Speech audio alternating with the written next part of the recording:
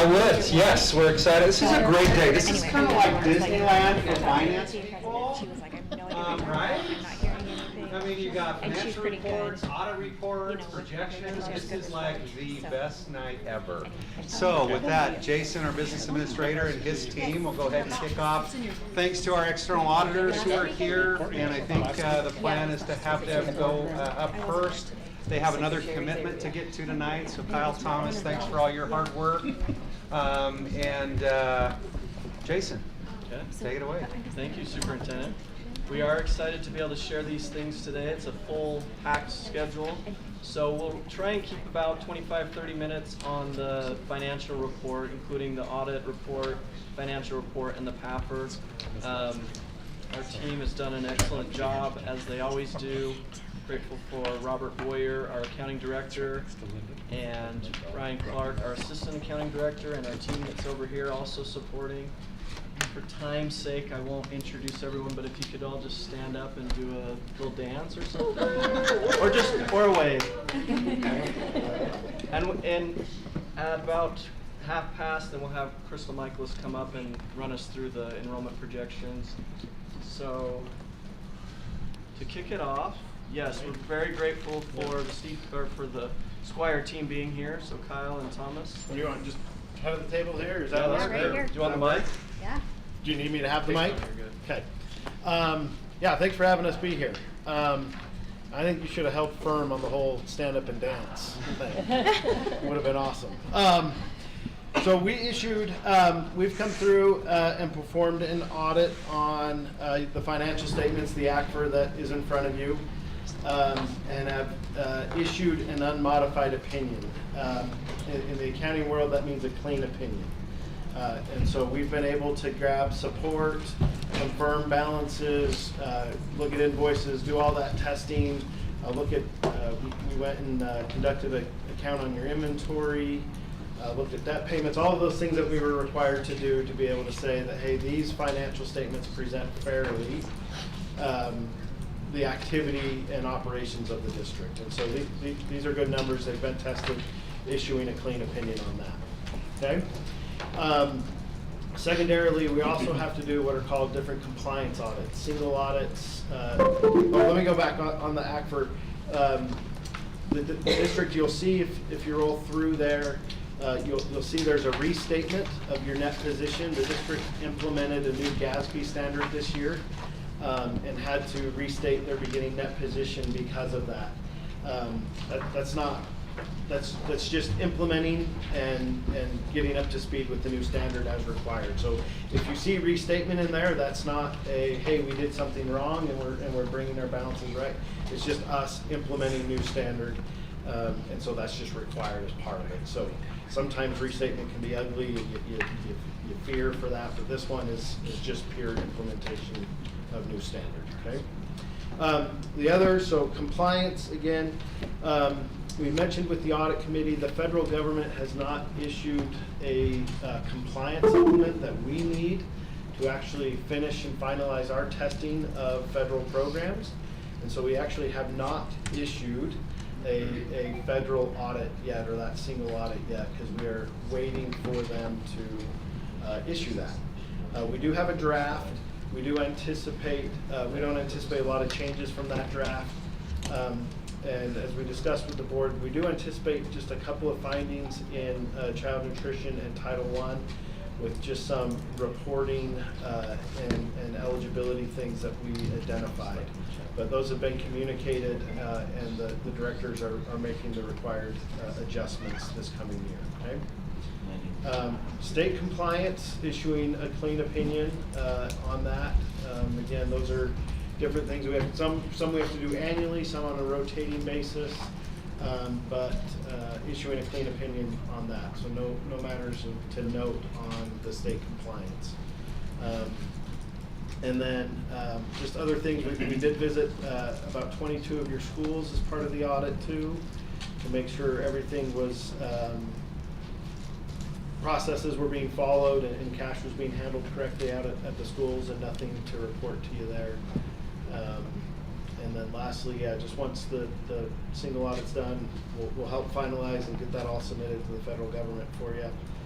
including, and then also the Form 990 we'll start working on and make sure that that gets filed in time for the foundation. But that's it. Any questions for us over here? Okay, thank you. Thanks, Kyle.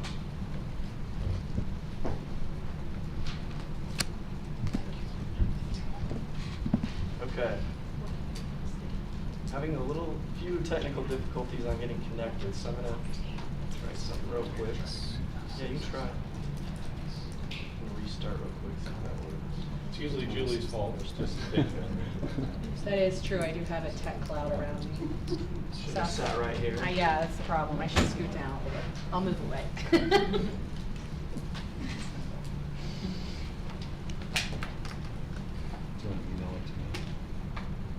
He's trying. Robert's getting close. I think if you were using a Mac, you would be able to connect. Oh, here we go, Fighting here we words. go. I don't know. Is that a Windows 66? Do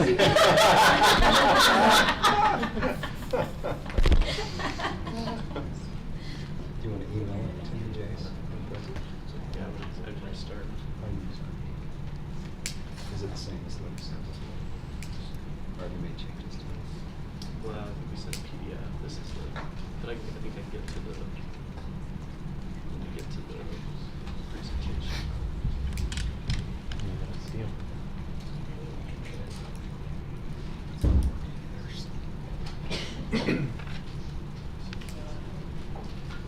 I'll share it on the presentation, just share it with Bob. Put that on.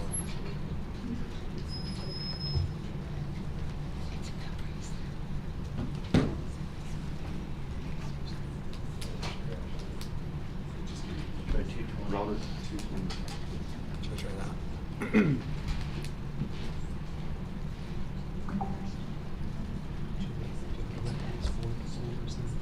Oh, really, great. Hey, while we're pulling this up, to our board members who've been recently elected, congratulations, those of you that are here, and thank you for the service you're going to render in these 3 new districts. So just take a moment, there's a couple of you that are here, and so just congrats, and look forward to supporting you. And that's almost enough time. There we go. How many are here? Matt is there in the back. Matt, Amber, and Diane. Okay. We have books for Ada, you Julie, and too. Jill. Do you want me to hand them out? I can do that while you're doing the presentation.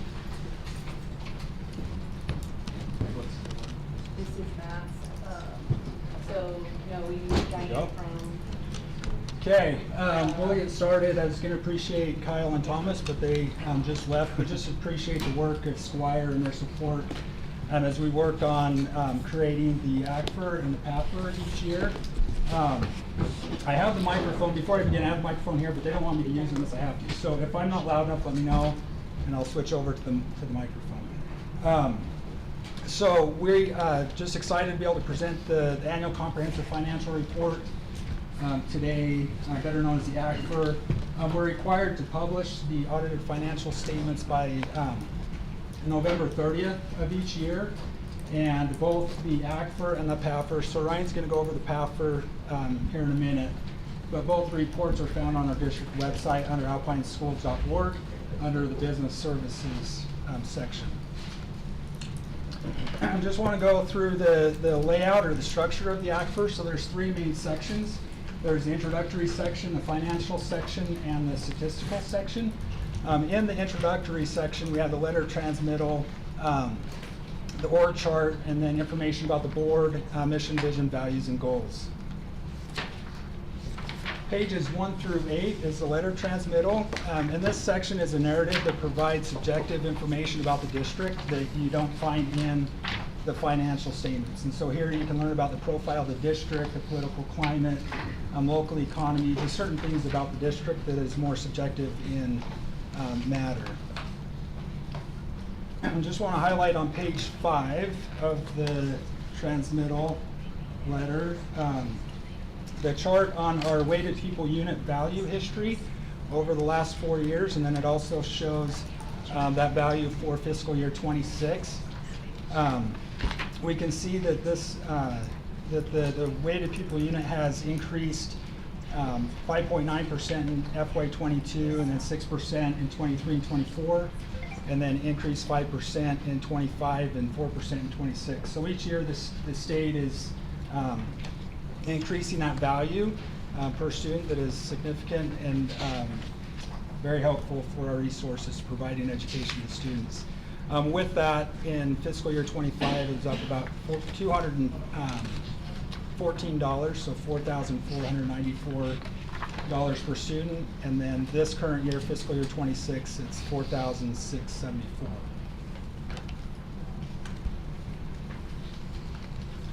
I just want to flip to pages 10 and 11.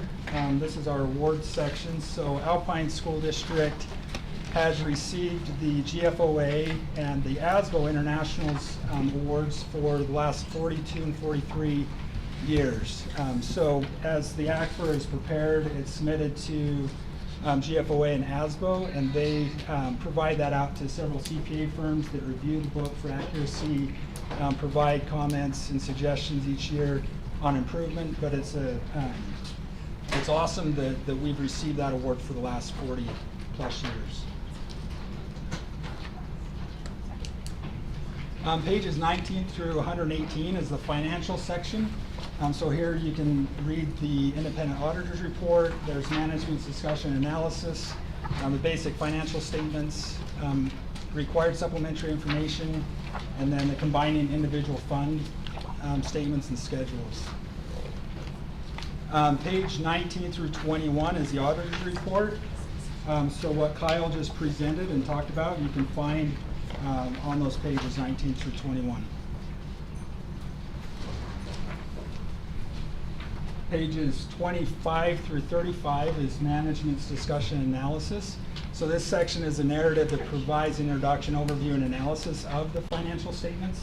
This information is factual. It's based on facts and provides information about the finances and changes and trends of the district.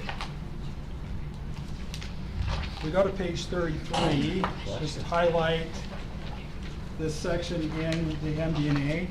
At the top, there's the second bullet down, just highlighting the general fund salaries totaled $510.9 million, while the associated benefits, insurance, retirement, Social Security added another $247.5 million. So that equates to 89.1% of total general fund revenue expenditures are on our people, so they're going to our employees. The third bullet, just highlight the district has continued to commit funds to the Economic Stabilization Fund, which is the Rainy Day Fund. And so we committed in fiscal year 25 $47.6 million of fund balance, which is about 5% of the 2026 general fund budget expenditures, and that's allowed by state law. This fund is a key consideration in the district receiving our AAA bond rating. So that definitely helps with the rating, and as we issue debt, getting better rates on that debt that's issued. Pages 38 through 49 are the basic financial statements, and so here you can see the government-wide financial statements on pages 38 through 39, the governmental fund statements, page 40 to 44. Our proprietary fund statements are on page 45 and 47, so that's our like warehouse and industrial insurance fund, and then the fiduciary fund statements on page 48 and 49, which is our OPEB plan. Just want to highlight on page 40 our governmental funds balance, and just highlighting again that economic stabilization that the board is committed to hold for the rainy day fund. Kind of, where is that? Under revenues.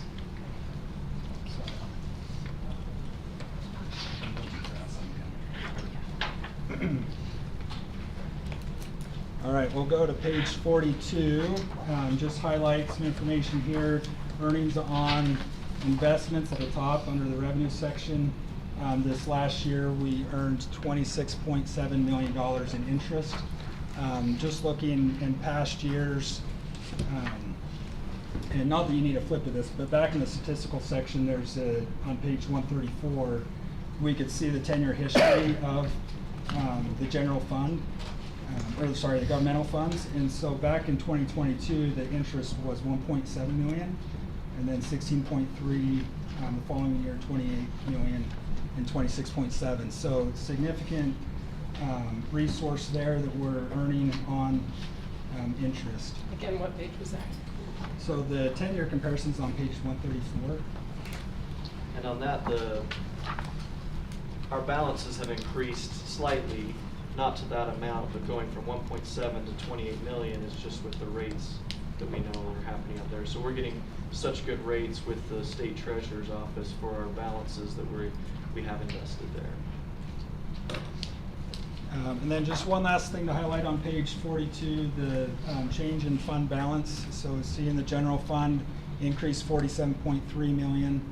Debt service decreased 7.5, which was anticipated as we reduced the debt service levy this last year. Capital projects decreased 27.6 million. As we're building projects, we're using those funds, decreasing that fund balance. And then the non-major funds decreased about $1 million. So overall, in the governmental funds, it was an increase of $11.2 million.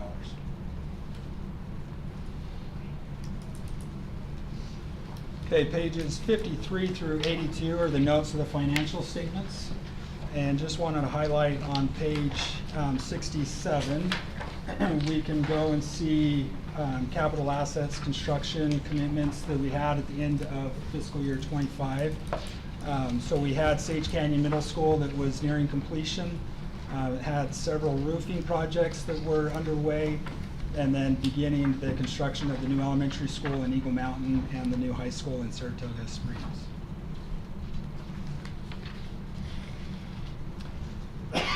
Okay, pages 73 through 77 is our district OPEB, or other post-employment benefits plan. This is No. 8. And so just highlight this section, provides detailed information about the OPEB plan, what benefits are provided, who qualifies, how many employees are covered under that plan. We have an actuarial study that's performed, so you can see what the actuarial assumptions were that were used, and then also see the changes in the net OPEB liability. So if you, on page 74, then this shows the employees that are covered by the benefit terms. And so we had 1,310 retired employees that were receiving that benefit, and 596 active employees that qualify for that benefit, for a total of 1,906 employees. Looking at the last actuarial study that was done in June of 2023, the total number, that 1906, was 2,189. So so that is decreasing each year as we go on.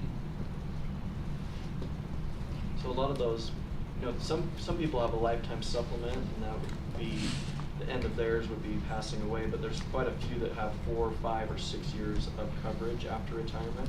So once they've hit that mark, then they would fall off the inactive employees or beneficiaries currently receiving those payments.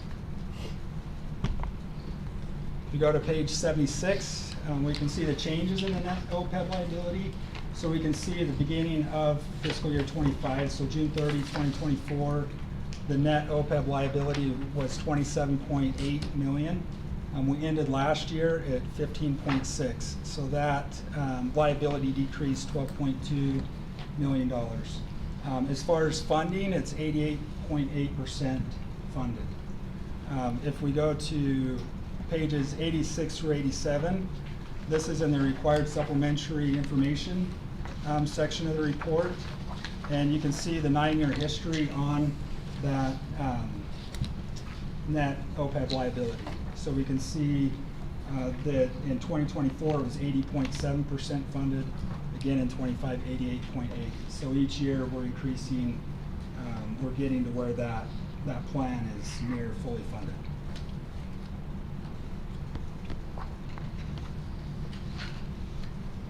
Okay, pages 94 through 118 are the combining and individual fund statements and schedules. So I'm not going to go to any of them, but just as a reference, you can go and look at the statements for the general fund, debt service fund, capital projects, any of the funds in that the district has are found pages 94 through 118. Okay, pages 121 through 185 is the statistical section. So here it's a 10-year comparable data, so you can reference to see financial trends, revenue capacity, debt capacity, demographics, economic information, or operating information over the past 10 years. Just want to highlight page 125, the governmental fund balances. And so we can see the 10-year history and kind of the trend there. The light blue section is the general fund. We can see that that's slightly increasing year over year. The debt service fund is the green section. The red is the capital projects fund. And so as we build schools and projects, the capital projects fund increases and decreases year over year.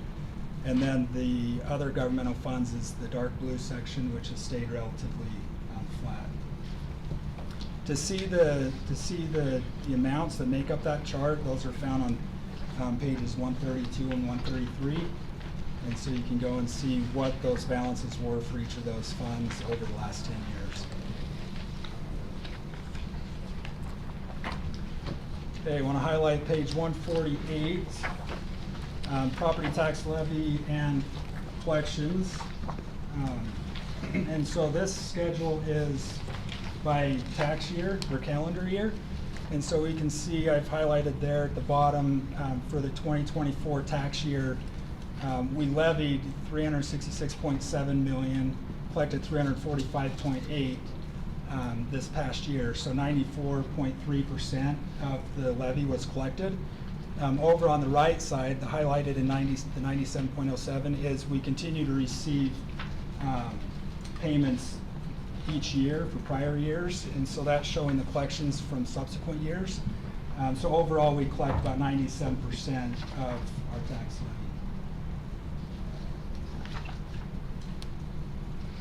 levy. Page 149, this one is our principal property taxpayers, and so we can see this past year who those principal property taxpayers were at the top 10. Which makes up 4.59% of our tax base. And then you can compare that to the last 9 years ago for 2015 and see how kind of the trends or the changes from retail to technology or more commercial development companies. Okay, pages 154 to 155. Just highlight this is our ratios of outstanding debt by type. So you can look over the past 10 years, see what's happened there. The first column, the general obligation bonds, that's decreasing. It's to $267.6 million. The last time we issued bonds was in 2020, and so it's been decreasing since then as we paid those off. The next column is the lease liability, which is our Polaris building. So that slightly increased. This last year we added some square footage to that lease, and so that increased by about $800,000. So that's at $18.9 million. The next column is notes payable, which is our buses that we've leased. And so the balance in 25 was $491,000. That has since been paid off with our July payment in this fiscal year. The next is subscription liabilities, which is our software, and that's going to continue to decrease and go away probably in 26. The lease revenue bonds, $147.3 million. So our total outstanding debt is $434.6 million. So you can look at the schedule and see what the debt was per student and how that's trending year over year. So it decreased in fiscal year 25 by about $1,300 from $6,501 per student to $5,195. So Robert, I have a question. How do, I mean, when we look at that, you know, maybe for new board members coming in, it may seem astronomical, but how does our debt ratio compare to other large Utah districts? Or am I putting you on the spot? I haven't, yes. I'll have to say I haven't looked at others Okay. to see what theirs is, but we can Compared to our get that. capacity. Yeah, I mean, we're on the debt capacity, that's, let's see where that's at, because there's the,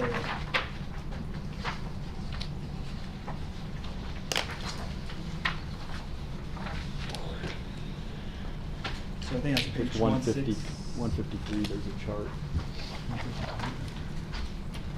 Oh, yeah, so on page 153, there's the legal debt limit, the actual, and so we're not even close to what our legal debt limit is.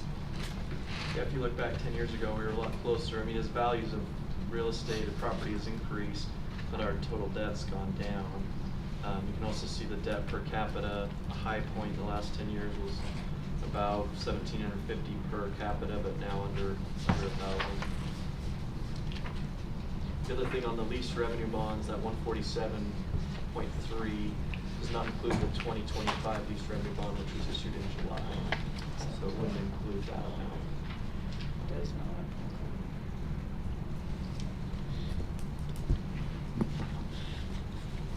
I apologize, Robert, I didn't mean to. No, that's a great question, I can go back. By the and way, see. Salt Lake City is at their debt limit. They are using all of the capacity they have, so. The city or the school district? School district, so, yeah, I'm just saying, there are That's a tough districts position. that are at that capacity, whereas we are only using a small percentage. Okay, just the last section to highlight, pages 174 to 175. This is our general fund expenditures.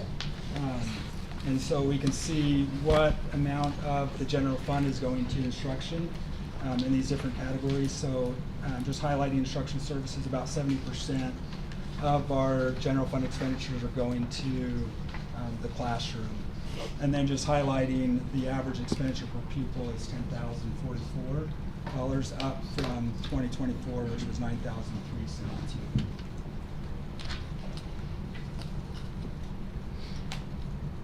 Okay, that's what I had for the ACFR. Any questions?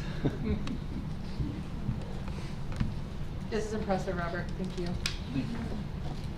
Yeah, Robert and his team have done an excellent work this year. One of the big things that project they added this year is the book before was done mainly in Excel and Word, and we've transitioned to a program that we use for the budget book called Gravity.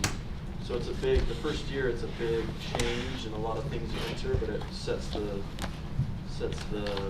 table for a lot better in the future. Hopefully new districts can be able to use that also. Okay, Any other great. questions for Robert? Was it easier?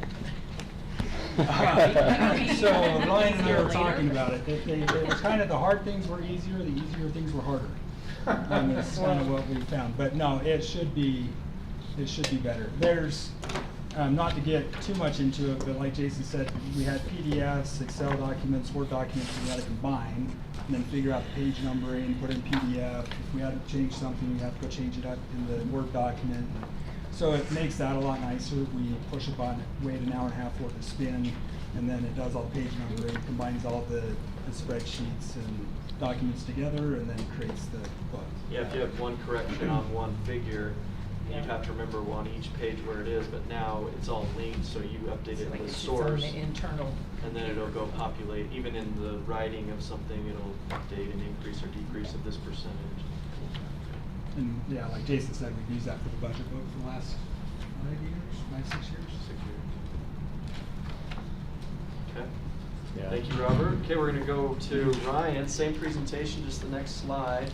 So Ryan Clark's going to walk us through the small one here, the packet. It's Okay. probably going to take twice as long as it's shorter. I joke that the popular annual financial report is more popular because of its size. It's about 1/10 the size of the ACFR, so. It's a companion really to the ACFR. It covers a lot of the information that's in the ACFR. It summarizes it and kind of highlights key points. It's not a required report. It's one that we've done for the last 6 years. And again, is really just to kind of highlight and summarize things for more of a lay reader, I would say. So if you'll focus on page 5, in the, hopefully you've all got it in front of you, Copper, yep, okay. Is an infographic page that gives a quick overview of the district, highlighting things like the number of schools, the number of cities that we serve, student enrollment and demographics, the total assets held in the foundation, and other pertinent info. And then flipping over to page 6 and 7, on page 7 is another infographic, again, additional data, such as ALL and DLI statistics, scholarship money earned by students in the district, college credits earned through concurrent enrollment, AP testing results for students in the district, and then also highlighted is the graduation rate, which I'll note improves on the prior year, and also, as you can see, surpasses both the state rate and the national rate. And really, all of the figures on these pages, or essentially all of them, also represent improvements on the prior year's numbers, which I think also is a great achievement to be highlighted by the students and educators in the district. If you'll skip now ahead to page 10, we'll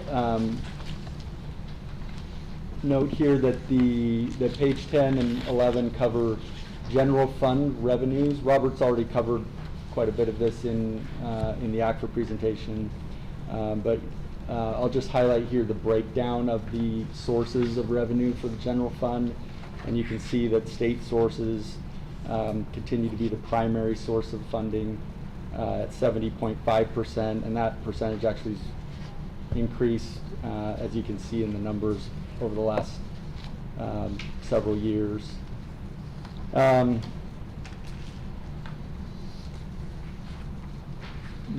think we'll jump ahead then to 14. The next 2 pages are property taxes. And then on page 14, whereas we looked at the general fund revenues, this is a breakdown of the general fund expenditures and by function. Robert did touch on this as well, but I would just highlight that those on the slide highlighted in yellow, those that are really focused on or directly related to schools and the instruction in schools, represent 89.1% of all general fund expenditures. So you can see that the vast majority of those funds are being dedicated to the classroom and the instruction that takes place there.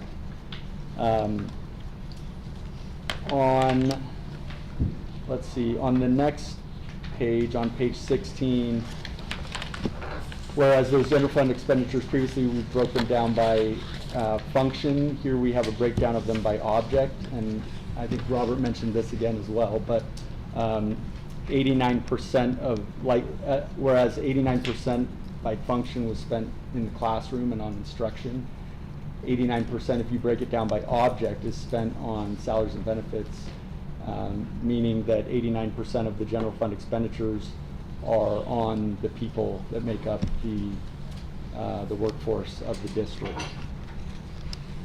And then, yeah, thanks, Robert. If you flip ahead to, or if you look at the slide and the chart at the bottom of page 16, this page, or this chart compares the spending per pupil in the district to different regions of the U.S. as well as the nationwide average. And to me, this really highlights whereas there's always work to do and improvements to be made, but it's noteworthy, I think, that given the high level of achievement and the positive outcomes, in the district, in the classroom. I think it's noteworthy that the spend is quite efficient compared to other areas of the country, where our spend is really, it's a third or more less than other parts of the country. So the next few pages cover capital projects, the capital projects fund and the debt service fund, and then the last several pages are comparisons between our district and the seven other Wasatch Front districts that are of, I guess, closest in size to our district. I won't go into any detail there, but would just note again that both the ACFR and the PAFR will be available to the public on the district website on the business services page. We'll make them available later today there. So, any questions on the PAFR? Okay. Awesome work, guys. Thank you. I think this has been a big project, and each time this year tomorrow's going to be a great day too, right? Like just they do excellent work, and so grateful for both of them and all that they do to support our team and the culture that they build. So thank you guys. Okay, we're going to let them join the audience and have Crystal come on here. Yeah, I can bring that. I'm going to try it here.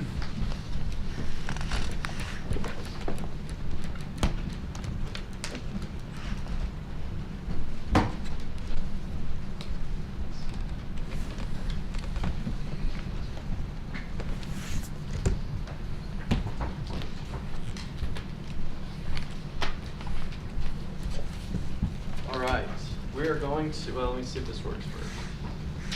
Don't want to get anybody's hopes up.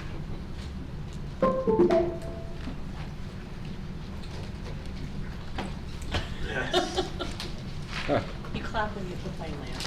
Yeah. No, I don't. Okay, so we're jumping into the enrollment history and projection book. I always loved presenting this. I got to present it for 8 or 9 years and work on it. Crystal Michaelis has come in, started a new role with us. Is it in January, February? January, February. She has done an amazing job at everything we ask her to do. She's so thorough and quick on her calculations and in her work. She loves getting things done. This book, I talk about this each year, that it's interesting when we do the ACFR for FY25. We already have the budget out for FY26. This enrollment projection book is going to drive everything for our FY27 budget. So we're in multiple years all the time. If somebody asks me what year it is, I don't know. Is it 25, 26, 27? It gets confusing. Actually, when it gets to January, it's easy to say 26 because we've already been in that fiscal year. But this really drives everything that we're going to do with FTE. So right after this, Crystal gets done, and she doesn't have quite as much a break because we go right into FTE allocations. This will drive that, and the budget team uses this for everything that we do for projections or for the budget for FY27. So I'm going to put slideshow here. Want to see it? Okay. I will get started. I'm excited to be here. Actually more nervous than excited, but that's all right. The enrollment history and projections shows us where we've been, where we're headed, and where we're at right now. This year we have included many new charts, as many of you have already reviewed, showing the new upcoming districts and their potential or individual projections, as well as where enrollment currently stands. I want to take a second right now to thank not only the board and Superintendent Smith, but also Bea and Jason. They have been such a backbone of support for me in this budget book, so I really, not budget book, enrollment book, that I just really appreciate all that they have done to support me in what we're doing here. Okay, this next slide is page 3 if you want to flip in your books. We're going to be going through this book pretty quick. This slide, however, we'll go a little bit more in depth on. On October 1st, our actual enrollment was 84,215 students. This is a decline from last year of 542 students. You can see the breakdown of the decline in elementary of 867, the increase in middle schools of 1,109, and then decrease in high schools of 786, with a small shift in special schools of 2 students. Changes this year were mainly due towards the new Sage Canyon Middle School opening, so that's why we had the large increase in middle schools. We pulled the 9th grade back from Cedar Valley High School and put it at a middle school there. Also, the boundary adjustments with Belmont, Ridgeline, Sage Canyon, Vista Heights, Timberline, Viewpoint, Cedar Valley, Westlake, Lone Peak, and Skyridge. These were due to the Inverness and wildflower developments. On October 1st, 2026, we are projecting that there will be 83,782 students. This will be a decline of 433 students from where we're currently at, with a decline in elementary of 415, an increase in middle school of 37, and a decline in high school of 55. Changes for next year will include the new elementary opening in Eagle Mountain. So each slide we go through, like we've done in previous years, it's going to say the page number so you can flip to. We kind of go all over the place to kind of show you how it's built. The other thing on that new elementary school, thing about, even though it'll open next year, the projection for it isn't in here yet because the boundaries aren't set. So some of the schools are going to look very large, but some of them will get relieved with this new school. Also, we have quite a few boundary adjustments going on right now. Those are also not in the projections. They're just as schools stand as they are today.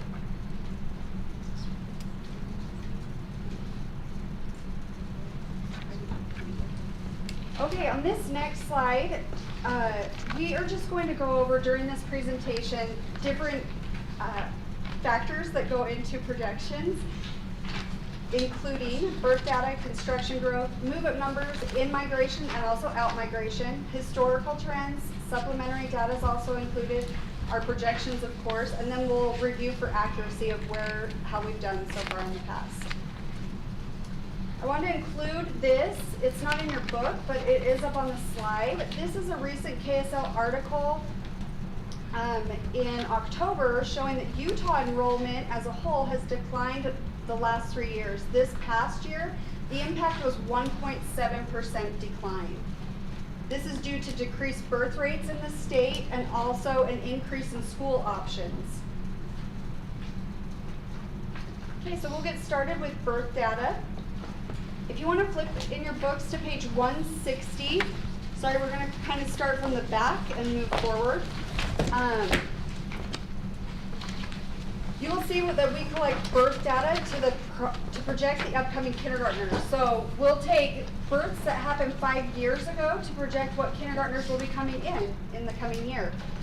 We anticipate in Alpine School District, we're able to look at the birth rates by estimating ASDs according to where the mother lived when the child was born, what county she lived in or city she lived in.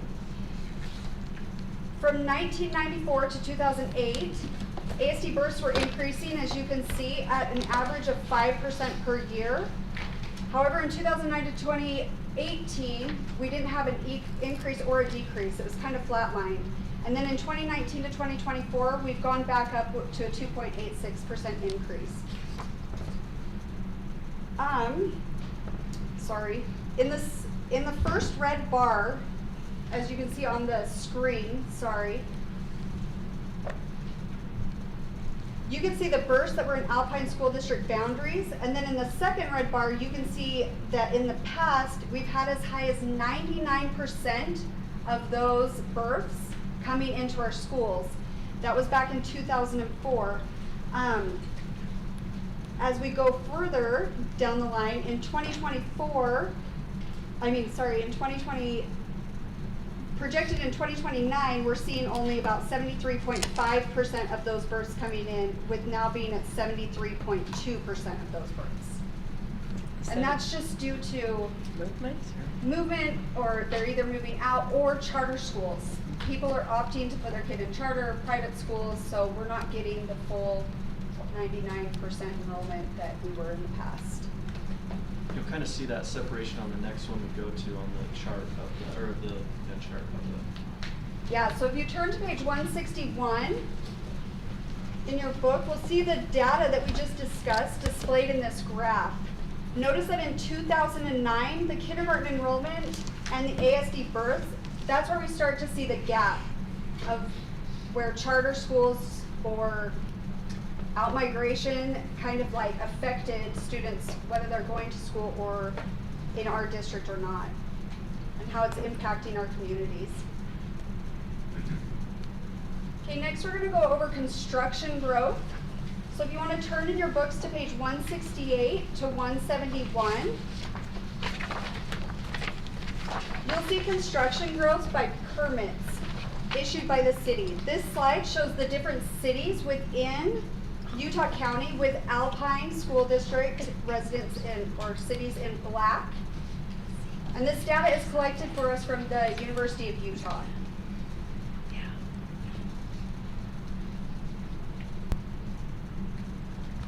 Any questions so far? Okay, this next page, we're going to flip to page 172. We're going to focus in a little bit on single-family units. This data includes the yearly totals. As you can see in the far columns on the right, we compare January to July of 2025 to January to July of 2024.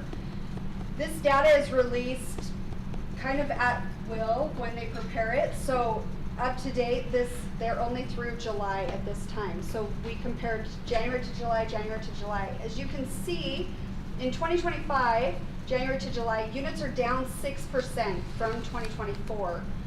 But we are on pace to have 2,300 units in 2025.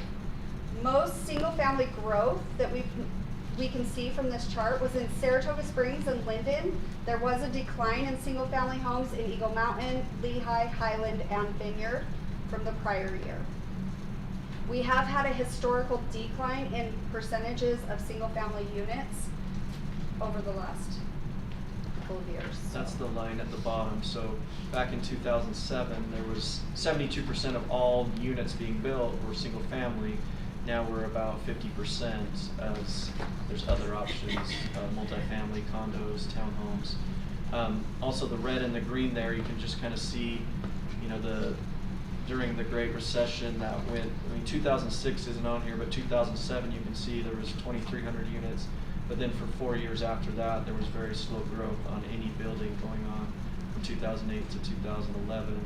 And then for the past how many years we have on here, about 12 to 15, the highest years are back in 18 through 21 for single family.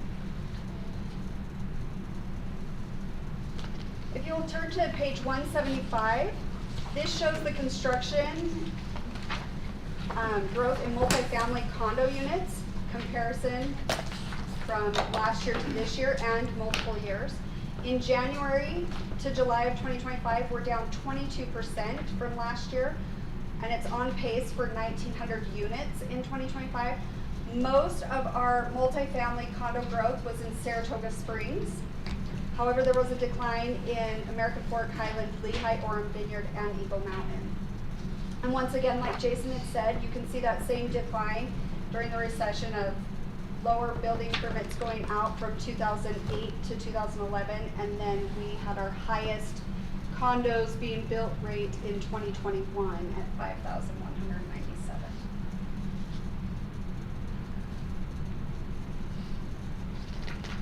Next, we're going to look at 3-grade totals.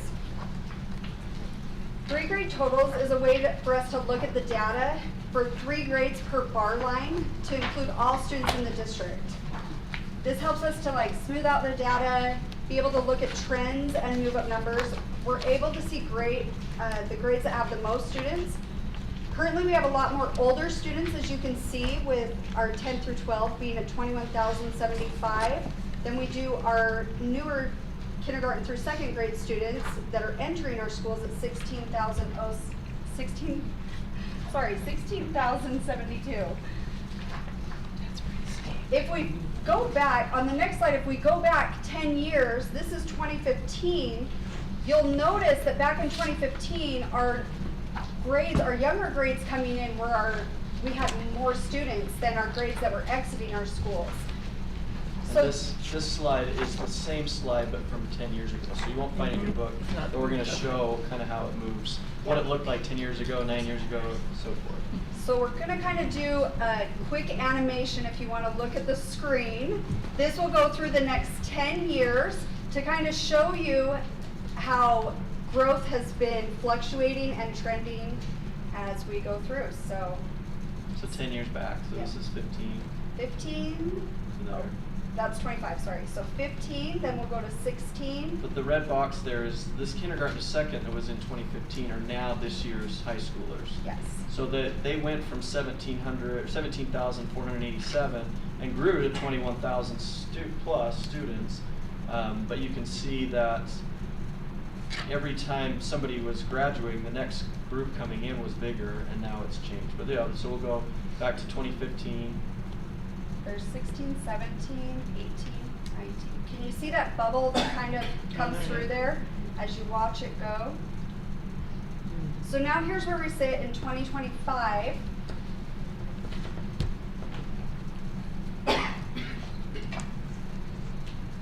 Showing that we have a higher number of older students versus our younger students. This does contribute, is one of the main contributing factors of our declining enrollment. Just lower birth rates, less students coming in, and so forth. Yeah, in those years back here in 2015, we could have the 12th graders, we'll use that a lot, the K-12 differential. So the 12th graders from the previous year leaving, there could be 1,200 more kindergartners coming in than 12th graders leaving. We just increased our enrollment without even any new move-ins. So a lot of those years we were growing year over year, 1,500, 1,600 students. Now we're having to make it up the other way, where we might have 1,200 less kindergartners coming in than 12th graders leaving, and the growth that we hope to get is all from move-ins. I assume we can't chalk that all up to school choice. It's not. No, Because just like their decline, their enrollments are also declining, correct? Yes, correct. Their enrollments are, I think enrollments over the state of Utah were down 11,000 total. So it is, that's why the KSL article I put up on there. The biggest contributing factor is people in Utah are having less kids than they did in the past. When that 5% per year growth that was happening from the mid-90s to 2007, it was just, there was that many more births happening, and those students, we both have seniors that were born in 2007 Yeah. that are now seniors, and so then it kind of flattened out, and there wasn't this every year coming behind. Right. For 10 years, it was flat. It may change, and projections will show that as we've had some increase in births, it's going to kind of stabilize a little bit on that. If you'll turn to page 137, this is the same data that's associated with the charts that we just looked at. With the growth circled in red, this is district-wide, and then note that if it's in parentheses, it is a decline with the cumulative growth or decline in the red box. This doesn't include any in-migration or out-migration of students it's only strictly move-up numbers here. So students that started here and moving up. So, quick question. Have you done the, I'm assuming the answer to this is no, but I'm going to ask anyway. Have you done this graph by the new districts, by like West, Central, South? We have it by cluster. Yeah, we have it by cluster, Okay. which we Yeah, could we have- combine like the different clusters together. Okay. Julie just wants to prove that she's having more babies out Yes, there. I do want to Well, prove we have- tomorrow that we have more kids in the West. Well, we'll have. I'm just Vinny saying, there by our that. family's not gonna help our side of the district. It's too late. The thing on all these charts that we're going to go into, I think we're going to go into one for Yes, Westlake we are. area, but this one we have the cumulative growth. You know, this is saying the 10th through 12th is 21,075, the 9th through 11th. So this is, if there was nobody move in, move out, and everybody just moved up their grades, in 10 years from now, our high school population would be 16,000 or down 5,000 students. Of course, we know that each one of these is gonna grow as there's new build and people, you know, we're gonna have more coming in than going out, but it's just looking at all the move-up numbers. So the move-up numbers are a big part of how the projections are done. We're not just looking at a school and saying, well, we think it'll be this amount. We know, we have a count of every single grade at every school. We know on average what % grows each year in that as they move from 3rd to 4th grade. So that really drives the whole projection of everything. Okay, so if you turn to page 156 and 157, this is just a look at the Westlake cluster. And in your books, you can see that there is a chart and graph for every cluster in the district. Each cluster will have slightly different bar charts showing the individual area and growth that may be happening. On the right, you can see represented in the colors in yellow and blue, the junior highs in which the student feeds into. If you'll look at the very top, Brookhaven is showing 40% in the blue line at the top. That means 40% of Brookhaven feeds into Vista Heights, but only 40% of that total enrollment is included in that line up there. So Brookhaven just doesn't have 438 students. That's just the 40% of Brookhaven students that are feeding into Vista Heights, then which feeds into Westlake. And the other 60% would show up in the Cedar Valley cluster. Yes.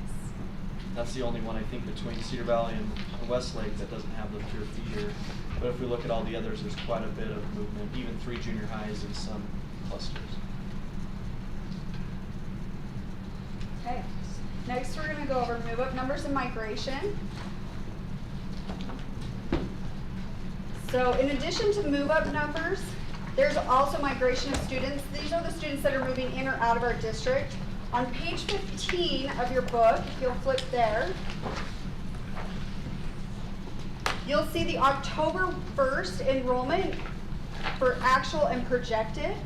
If you look down at the bottom in the section with the multiple colors that I have up on the screen, that are highlighted out in red and blue, on the right side, you'll see the blue square, the right blue square. You'll see a negative 1580.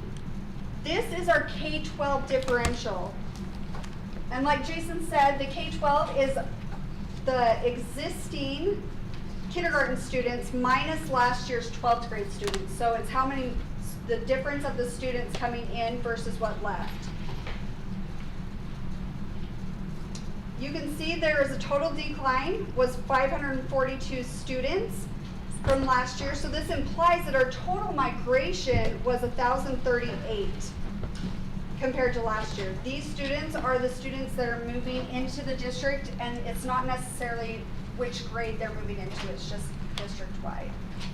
And that 1,038 isn't how many new students we got, but it's the net of how many students left and how many came in all grades other than the kindergarten and 12th grade. So it's the new move-ins net of the move-outs. And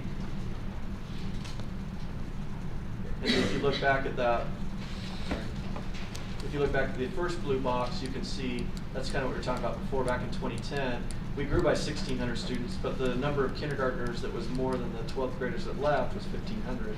So the implied migration was only 85. So we were growing by 1,600 students by not even having to have anybody move in, really. It's just the move-up numbers as they leave the system and kindergartners coming in. This same data is just in a visual format here that you can see, and is also on page 19 of your book. You're able to see the K through 12 differential with the total change and the implied migration. Okay, this next slide, yeah. I'm sorry. No. I just, we were talking about where is this decline coming from? And although there are a few charter schools that are growing, it appears to me that a number of the charter schools are also seeing about this similar patterns in terms of their enrollment. So I think it's largely a demographic thing. Anyway, sorry. Yes, it is. It is.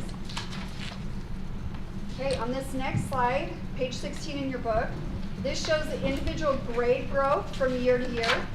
You can see the bumps in kindergarten to first grade that I've highlighted up on your screen. And then also 6th to 7th grade as they enter junior high, and 9th to 12th as they're entering high school. We'll see a fluctuation in those just due to parents that may have homeschooled their kids, sending them to junior high or also into high school. If they're transitioning from maybe a K through 8 charter school and finishing out high school with us. The K through 12 differential is also displayed on that last line with the 12th to kindergarten that's more, it's not just the orange, it's red. Sorry, I should have done very different colors on here, so I apologize.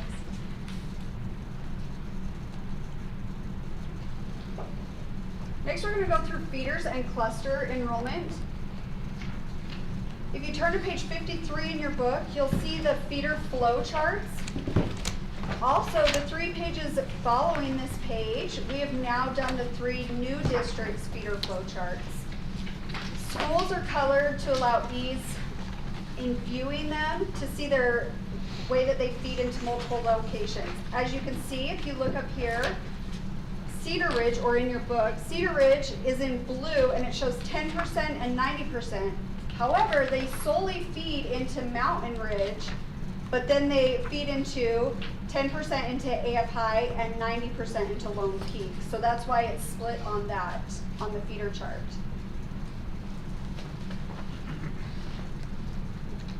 Now we're going to turn to page 59 in our books. This graph shows the total students in elementary, junior high, and high school, along with special schools that we have for student count throughout the district.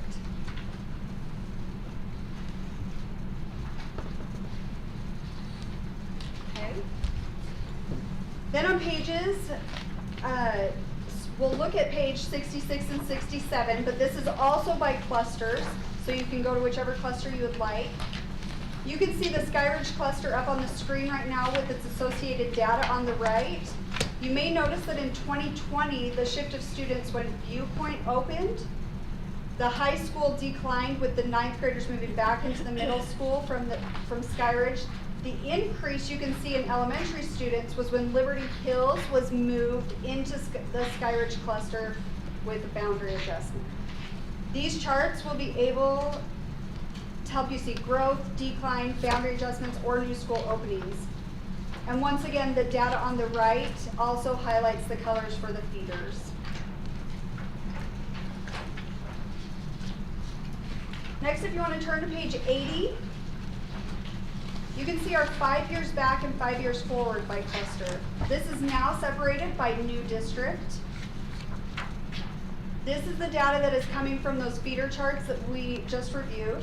In the green column, you can see the growth from the last 5 years. And then in the blue, you can see the growth that we're projecting for the next 5 years. And last in the orange, you're able to see the total growth of those 5 years back and 5 years forward. So the period of a 10 years time, and the percentages for each of those cluster areas totaled by new districts. As you can see, we did not include the special schools in any of those clusters. We've just left them as the traditional K through 12. Okay, on the next page, 81, you can see the total enrollment for the high school clusters colored separately by their new districts. So you're able to have them on a similar bar chart, seeing the difference between all of those schools. And if you think of it this way, when the new high school opens out west, it will decrease and bring those back down into the realm that the other schools are at, because there will be 3 in that district and there's 4 in each of the other districts. Next, on page 106, if you want to turn there, we've included this year in the book the new districts, each new district with their trends. This one is showing the central district with the enrollment going all the way back to 1980, showing the highest enrollment in elementary, junior high, and high schools highlighted in red, along with the largest average class size in each of those categories in red. Also in green is the lowest in each of those areas. You can see that enrollment was the lowest for the Central District in 1980. I'm not saying it wasn't lower before 1980, that's just as far back as we went. And the highest was in 2022 for the Central District. Next, on page 107, we're looking at the similar information for the South District with those same colors coded, with the highest enrollments in red and the lowest in green, showing the lowest enrollment in 1980 at 17,928 and the highest in 1996, and that's the at 28,577 students. I really like that we added this, and we'll go to the west one too, but it's interesting looking at this with, you know, the central, the growth kind of happened slow, went from the smallest from 1980, the largest 2022, but looking at the south, some of those numbers, the elementary, the smallest was in 80 and the biggest was 8 years later in 88, and then a decline since then. So the peak max was in 1988 for elementaries, for middle school 1994, and high school 1998 with that max of 1996. So just interesting seeing that, but also on the central one, being able to see that that peak has happened. Don't expect it to go back up, but just kind of hopefully stabilize at that amount. But also seeing, it's interesting looking at the red and green in the average size elementaries, junior highs, high schools. You can see usually the max is right before we open a school, and so forth there. So when we're looking at the south, we can see all those maxes happen back in the 80s and 90s also, with the elementaries maxing out. The 777 was the highest average enrollment for the elementaries, 1600 right before Oak Canyon opened, and then 2135 right before Timpanogos High School opened.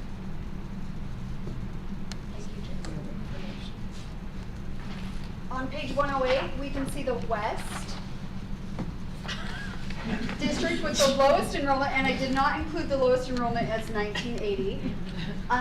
We included it when it included one school in each different category. So the lowest enrollment was in 2010, and the highest enrollment was in 2025. And like Jason was just saying, you can also look at the average class size, where you can see the average class size was actually the highest in 2003 at 1267, or sorry, not class size, school size, I apologize, at 1267, and we're currently at 903 in the West. So Crystal, can I ask a question Yeah. on this one? For example, when it says like in 2005, the 2757, does that include kids who resided in the West but maybe attended schools? Because like, for example, I know when we moved to Saratoga, our kids actually went to elementary in Lehigh. We didn't have schools Those yet. are only including school, the actual geographic location of the school. So like my kid who went to school in Snow Springs, she's not in this count because her school was in Lehigh. Correct. Okay, just wanted to clarify Correct. that. Was So- that 2005? It was 2005. But they weren't boundary to one out there then? Well, Oh, Harvest opened in 2000. 2005, so before that, the prior, like that spring, we were at Snow Springs. Yeah. Yeah. Okay. Yeah, that's the trivia question. When it went from 1 to 3, what 2 schools opened? Well, I'm trying to think, Pony Express, Saratoga Shores? I don't know. I just- Oh, I was like, I thought we were being like quiz, like we were on a game show. I was We like, could look it up, but I didn't okay. have it. It was. I know the one when we added the last Joanne will one. tell us. The one out in City Center, which is the oldest one out there. Eagle Valley? Eagle Valley and Oh, the the school Shores that opened no at one the would same move time. out to because no one would live out there? I'll look it up again. Okay. On page 109, this shows the new district enrollments from the 1980 to the 2025 with the highest enrollment year marked. And it's just put on a graph so that you're able to see the trend as it is growing. So we assume there will be a peak in the West. It's In just 40 not- years. Just not here yet. 40 years. Yeah. 10 years, could be 20, 30, or 40. Okay, if you'll turn to page 10, you can see the high school history and projections. In the red up on your screen, it shows the difference from the actual enrollment compared to the projection. So if you look here on 2025 for the American Fork High, we had projected that there was going to be 2,199 students. However, there was actual enrollment of 2,264. So the difference from projection was 65 students. But it was a decline of 56 students. And you can look at each individual high school on that. This next one, we're going to flip back to page 82 to 91. Sorry, we're It's a good all workout. over the place. It is. It's a great workout. It's making sure that we're engaged. I love it. Yes.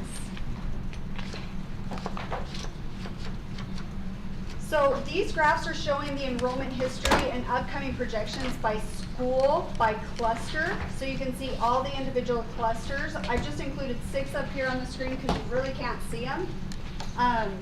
But in your book, all the data in the charts is in the charts, but it's also visually on the graphs for you to see. So if you're wanting to see one of the schools, you can find the color of the school and then follow it along.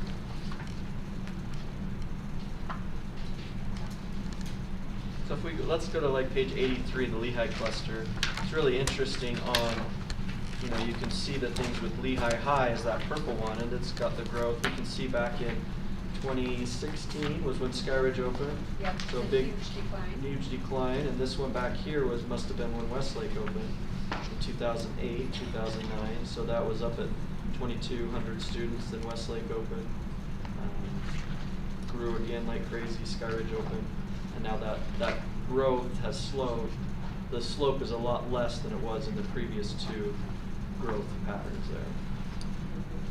But then we have like North Point. You can see the growth that's happening at North Point and the projected growth. So each school is going to be listed there in their respective cluster. And if you do notice on those graphs, the last on the far right, you'll see the projected years and where we see them being projected to go.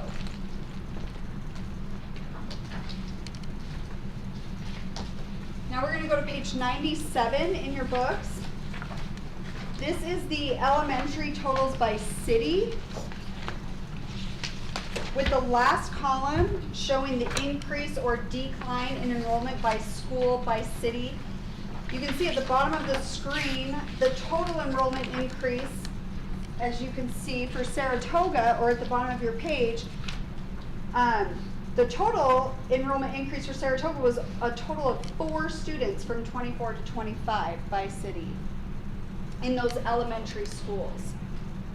And then if you look just one city up, the total enrollment increase for the Eagle Mountain city was 266 in those elementary schools. Then every other area has a decline. Those are only 2 increases, right? Correct. With a total elementary decrease of the 867 on the next page, that bottom line. So if you flip to page 101 in your book, this is the same data displayed visually in the graph. You're able to find the city that you are needing to look at and see the growth that has happened. This does not have projections on it. This is just the growth that for the last 25 years.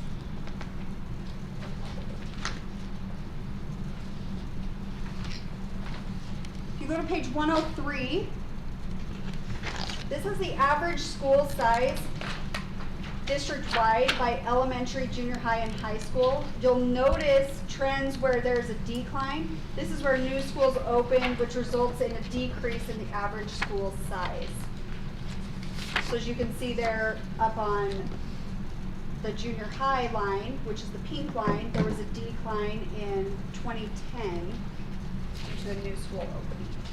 What's interesting here though, like the high school one went down from the average because we took the ninth graders out of Cedar Valley.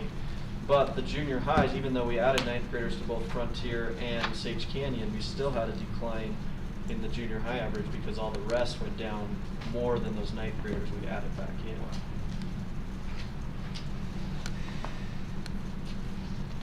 Next, if you turn to page 104, this is the average size of elementary school by area.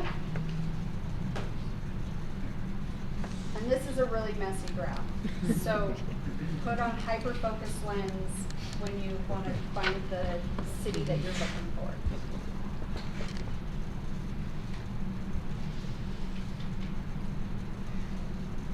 Okay, now we're going to go to page 120 in our book. 120 has the district growth by size as reported by state. Sorted on this page is from largest to smallest. As you can see, the charter schools collectively as a whole are now larger than the public school district. This is first time they've surpassed Alpine. So charter schools collectively are now larger than. We're 10% of the state, so 10% of the charter. On page Say that again, just say it again. So if you look back on like the 24 column, we were at 84,757, and charters all together were 81,855, but now they're 85,268. Where now, if they were one district, charters would be the biggest district now. Alpine would be second. Meaning charter statewide. Every charter, Every every charter in the state. Yeah. Statewide. Yeah. all Okay. charter schools. I thought you meant within Alpine. No, all charter schools. Yeah. Okay. On page 123 is charter school enrollment, including schools that are only in Alpine School District's boundaries. And this goes back lots and lots of years to 2002 when John Hancock and Timpanogos opened. On this next slide, and page 132 of your book, this is the charter school enrollment and growth broken down into the new districts. So we've separated this out into new districts with a total growth of 679 students this year in charter schools. These are students that could have potentially been enrolled in our district but are attending charter schools instead. You can see the growth and decline in each of the individual areas. In the central, charter schools went up 332, south 78, and in the west 269. Okay, on this next slide and on page 7 in your book, go all the way back, sorry. This graph shows the history of projections, but also the actual in black. So if the black line is showing our actual enrollment, and then each of the other colored lines are the different enrollment projections for the five-year period. And then in the red, on the red line that you can see on the right is our upcoming 2026 to 2030 projections that we're projecting out for the next 5 years. You can see there in 2022 and 2023, you can see that the line almost laid over top of the projection line. We were really close those years, and then we had over projected for this last year slightly, and we're just below that projection line. Next, if you turn to page 22 and 23 of your book, this is next year's projection. So this is 2026 projection. In red on the elementary part, you can see those schools that are close to over 1,200. And then on this up on the screen, sorry, I can call those out. So we have Desert Sky and Dry Creek, and then also Mountain Trails and North Point. Those are either just below or just over 1,200. And then on the secondary side, in red, is showing the largest projected enrollment at both junior high and high school. And that is at Vista Heights and Westlake, with two schools highlighted in yellow that are just below 1,000 on the junior high side, which are Mountain Ridge and Orem Junior.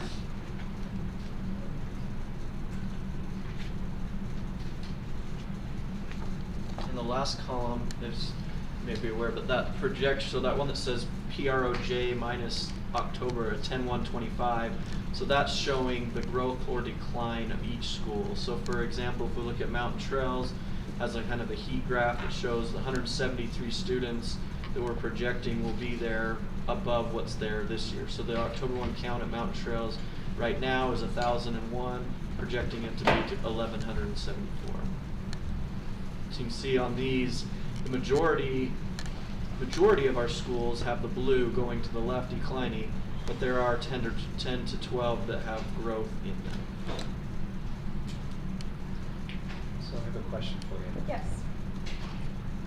So in the heart of Saratoga Springs, you're projecting that the 3-school campus total is going to be 6,300 students between Vista, Westlake, and Thunder. Traffic is awesome. It's pretty amazing. That's what that looks like, right? And then you have Horizon that we would add to that, right? So about 6,500 students. Don't forget there's the charter. And then you have Lakeview and their Yeah. expansion. So you probably have another 800 to 1,000, 1,200. So we have 7,500 students attending school in the heart of Saratoga Springs. Which ones are you counting? Lake Mountain? Vista, Vista, Westlake, Thunder, Thunder, Horizon, Horizon, and Lakeview. Lakeview. Okay, awesome.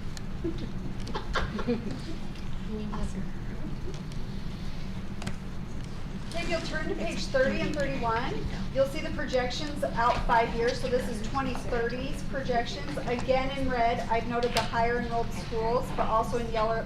It's fine. The lower enrolled schools.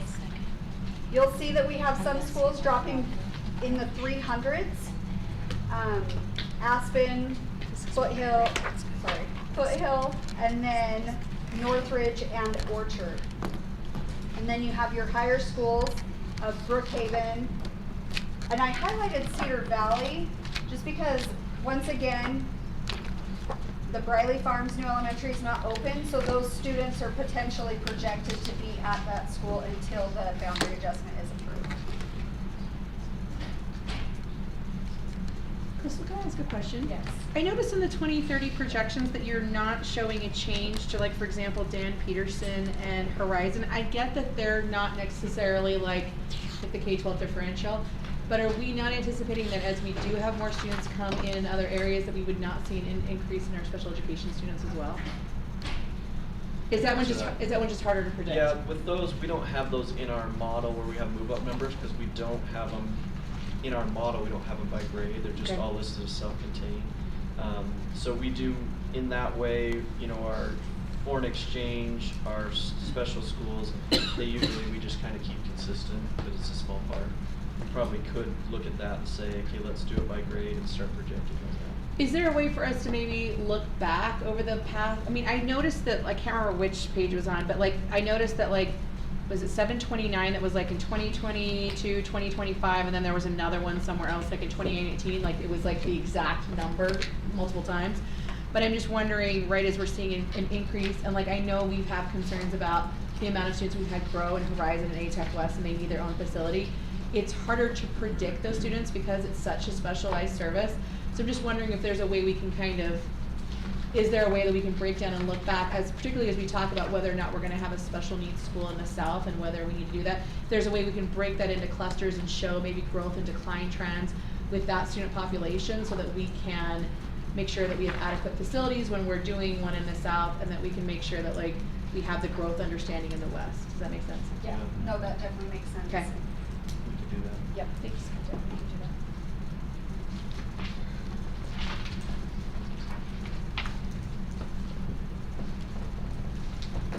that. Okay, We're almost We're almost there. If you'll turn to page 33 and 37, sorry, we're gonna kind of do 2026 and 2030 at the same time. The book this year now includes projections separated out by the new districts. So starting on page 33, you're gonna see Central District with the actual enrollment for 2025 and then the next 5 years projection. So you can see in the 2026 projection that we're projecting the Central School District to be at 34,329.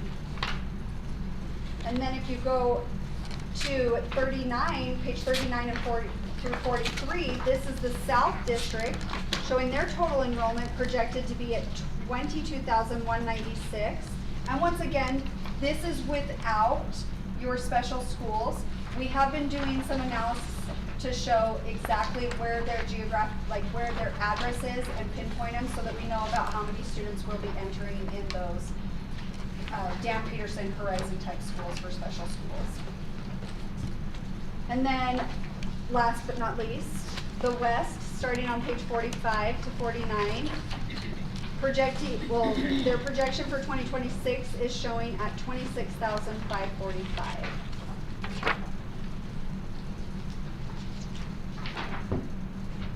So now we're going to look at this next slide. It's not in your book, but we're going to look at how we did and how close we got with the projections each year. You can see highlighted the total projections and where we were off each year or what the difference was each year. As you can see during 2020 and 2021, these were the COVID years, which fluctuated due to the circumstances of uncertainty and projecting. We didn't know what students were going to come back, how many students had left during that time. If you look down below, we have taken the average and the absolute percentage for all of these, and you can see that we're pretty accurate in projecting overall. And we continue to acknowledge that we project down to the school level and even down to the grade level for each of these schools. But we continue to look at them individually just so we're knowing where the growths are and where they're coming from. Any questions with this since it's not in your book, it's just up here on a slide. And that concludes our presentation. Any other questions? That was impressive. That's impressive. Thank you.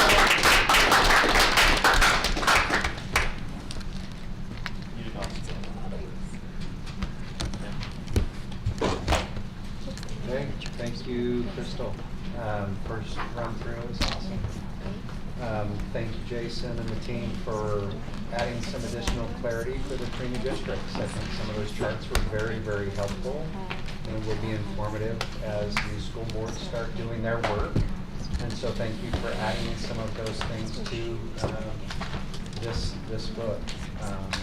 Alpine has a history. I think Alpine still is one of the few districts that does a comprehensive analysis and projection to this level of detail.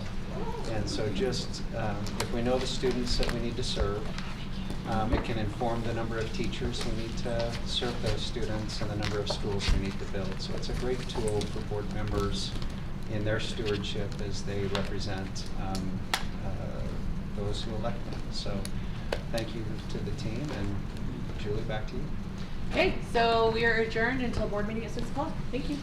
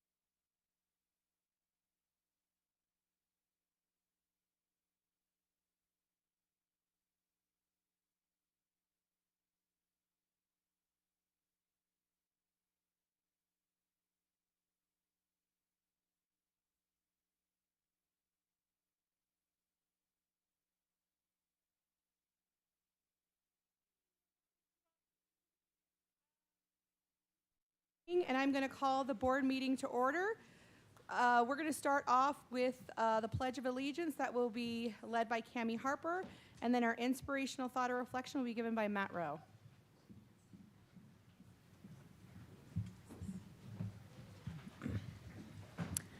Please join me in the Pledge of Allegiance. I pledge allegiance to the flag of the United States of America and to the republic for which it stands, one nation under God, indivisible, with liberty and justice for all.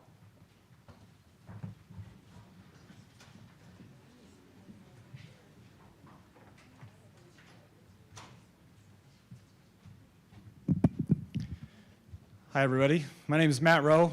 I'm the director of East Shore Online, and I appreciate the opportunity to be here tonight. As I was given the opportunity to give an inspirational thought, I loved the chance that I have to be able to look at my last week, at my last month, to see what I want to talk about, and that's a great joy to me. What I want to talk about, or what the quote that I want to give, is about confidence. It's something that I have studied a lot lately, and I really want to be able to help students become the most confident that they can be, and really earn that confidence. Where I want to quote tonight is from a book that I love called The Matheny Manifesto. And there's a baseball player named Mike Matheny, and he was a player for the St. Louis Cardinals, and then he became a manager for the Cardinals. And in between that time, he was a youth baseball coach. So you can imagine the differences in his life of what happened there. So he gave a story about when he was playing catcher, and he called the pitches. As if you know baseball, the catcher calls the pitches for the pitcher. And he did that only as a professional. So all the way through high school and all the way through college, he never called the pitches, but he had one coach in college that made him do it. And then when he got to this youth team, he made his 12-year-old call the pitches, which is kind of not the norm. And it put that catcher into a spot that he didn't know what he was doing. So I brought the book, even though I won't read from the book. I had to print something off so I could see it, so that's fun. So his quote is this: "Confidence isn't something you're born with, it's built through deliberate choices and experiences."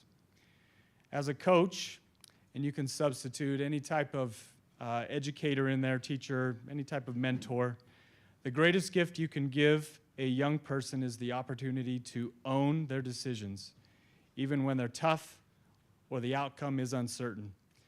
Let your catcher call the game. Trust them with the responsibility, prepare them through repetition, and step back. When they succeed, it's theirs. When they fail, it's a lesson, not a condemnation. This is how you instill confidence that lasts. Something that I want as an educator, I want to instill confidence into students and instill confidence into the people that I'm able to lead in any capacity. So the message tonight is let your catcher call the game. And that's my time. Appreciate you.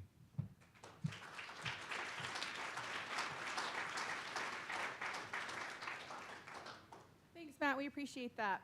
Now we are on to our recognitions. As the Board of Education, it is important for us to recognize various accomplishments made by students, employees, and patrons from throughout Alpine School District. As we honor the individuals and groups this evening, we acknowledge the families and others who have helped them achieve their goals. Thank you for the support you have offered to those we recognize at this time. We appreciate your attendance here tonight. After all the recognitions are complete, you're welcome to leave if you have other obligations this evening. It's not considered rude or anything. It's totally okay. To start off with, Alpine School District is thankful for so many teachers and staff members who excel in making a difference for students, parents, colleagues, and others. Tonight, we would like to recognize nominees who have been selected to receive the Alpine School District RISE Award, which stands for Remarkable, Inspiring, Selfless, and Encouraging. Our first recognition tonight is Teresa Jones from Eagle Valley Elementary. So we'd like to invite Teresa, Marion, and Principal Tommy Freeman to come forward.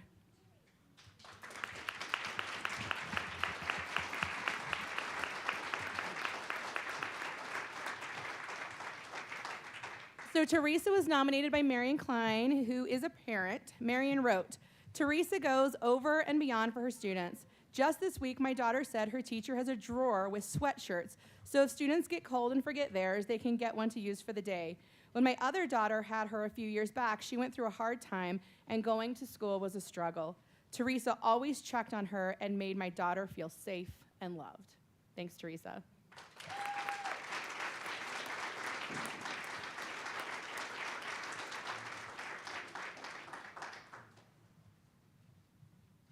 Our next recognition tonight is for Margot Solero. She's a teacher at Vista Heights, and we invite Margot, who is nominated by Jody Lindsay, and then Assistant Principal Pat Fawcett to come forward.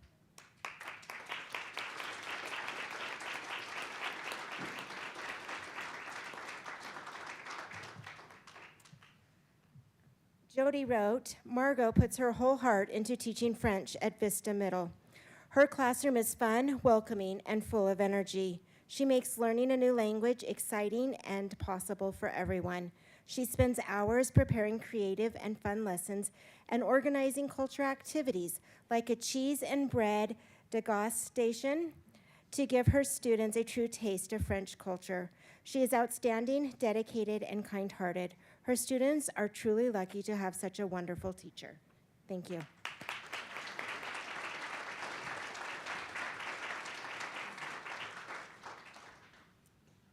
Okay, for the next recognition, we'd like to invite Michael Visker and Emilio Hollingworth and Principal Kirk Johnson to come forward. And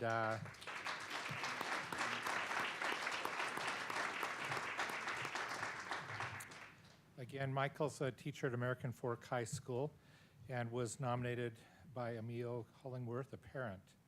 Emilio wrote, "My son deals with extreme anxiety, and Mr. Visker was willing to meet my son one-on-one to answer questions my son had.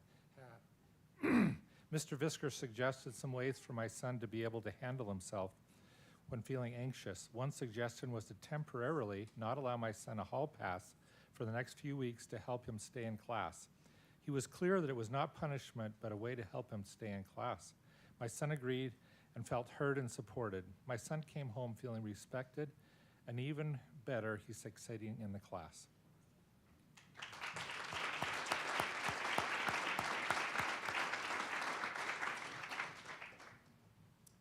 Okay, next we have a award for East Shore Online, Ashley Smith at the help desk, nominated by Carolyn Hippen.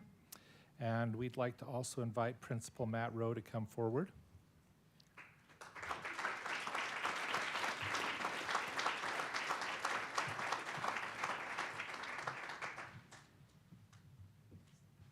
Okay, great. Carolyn wrote, "I wanted to nominate Ashley because she's so kind in every interaction. She's the type that builds everyone around her. She communicates, trains, and interacts in the most uplifting ways. Since my first day of working at East Shore, she's been patient, helpful, understanding, cheerful, and a great communicator. She's just plain delightful to be around, and I want her to know that she makes a difference."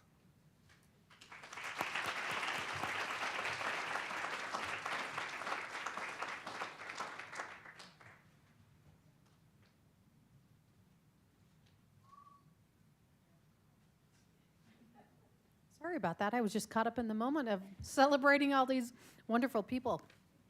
We would like to invite up Ryan Payne and also Principal Todd Dawson, if you'll come on up, please.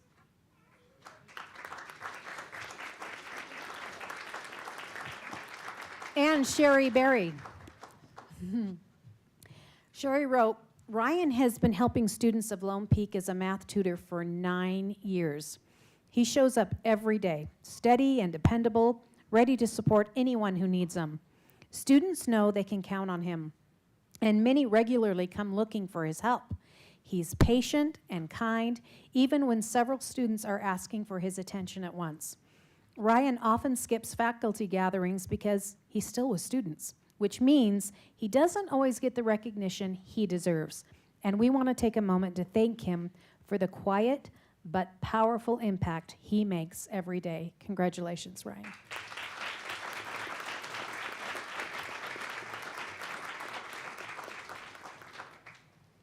Next, we have Grace Fluke, a bus driver, and she was nominated by Lori Gilbert, who is an employee. So we'd like to invite Grace, Lori, and Transportation Director David Ludwig to come forward.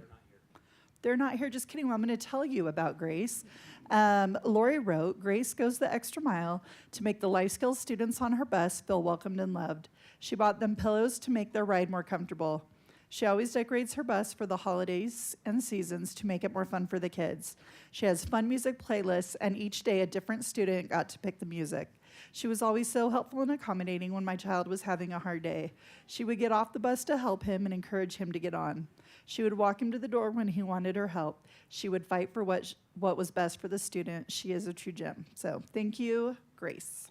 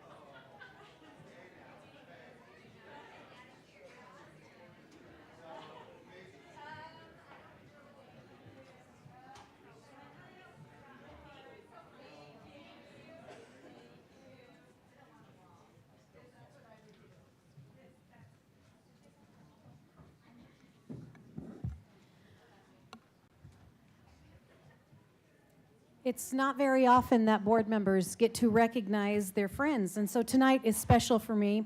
I would like to invite Eric Woodhouse up and Derek Farnes, and we invite Russ Anderson up. And come on forward.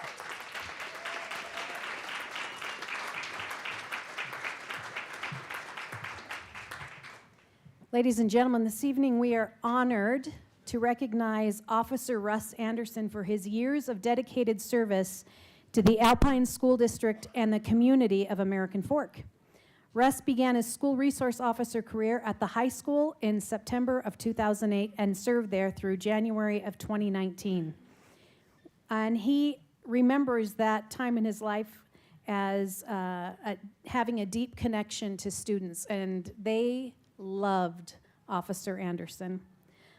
His kindness and professionalism and genuine care have made a lasting difference in the lives of so many young people.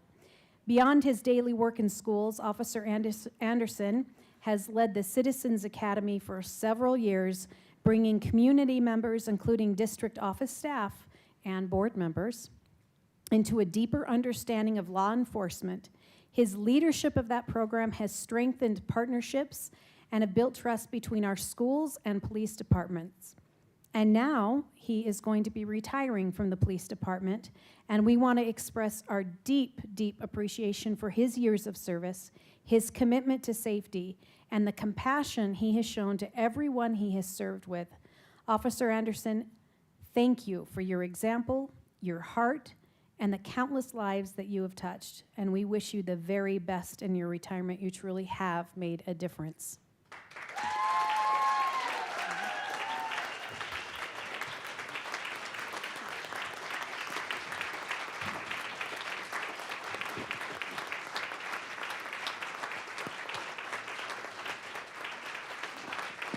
And also, ladies and gentlemen, tonight he's not just being recognized for his years of service, but he's also received a diploma from American Fork High School.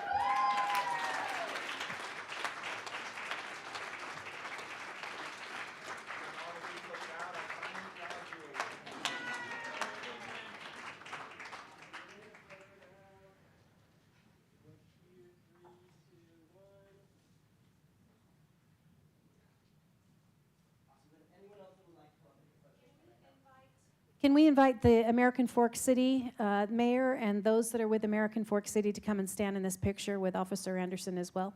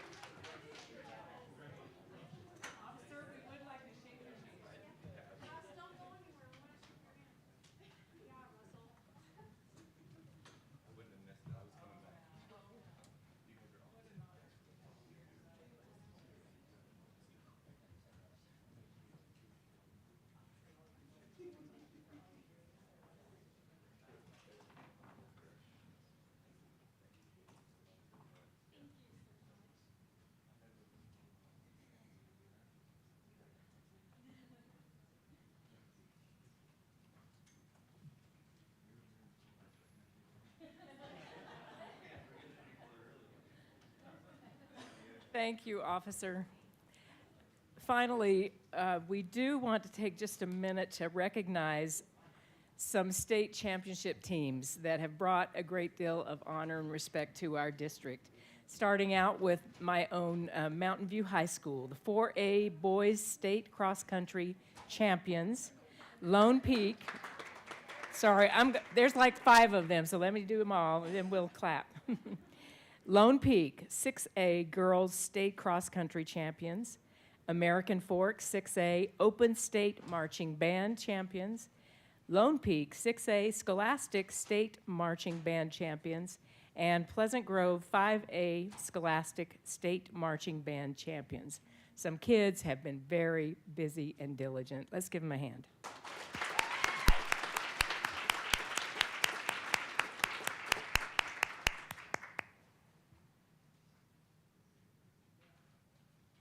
My favorite part of the meeting. I just wish we could be like, and we're done.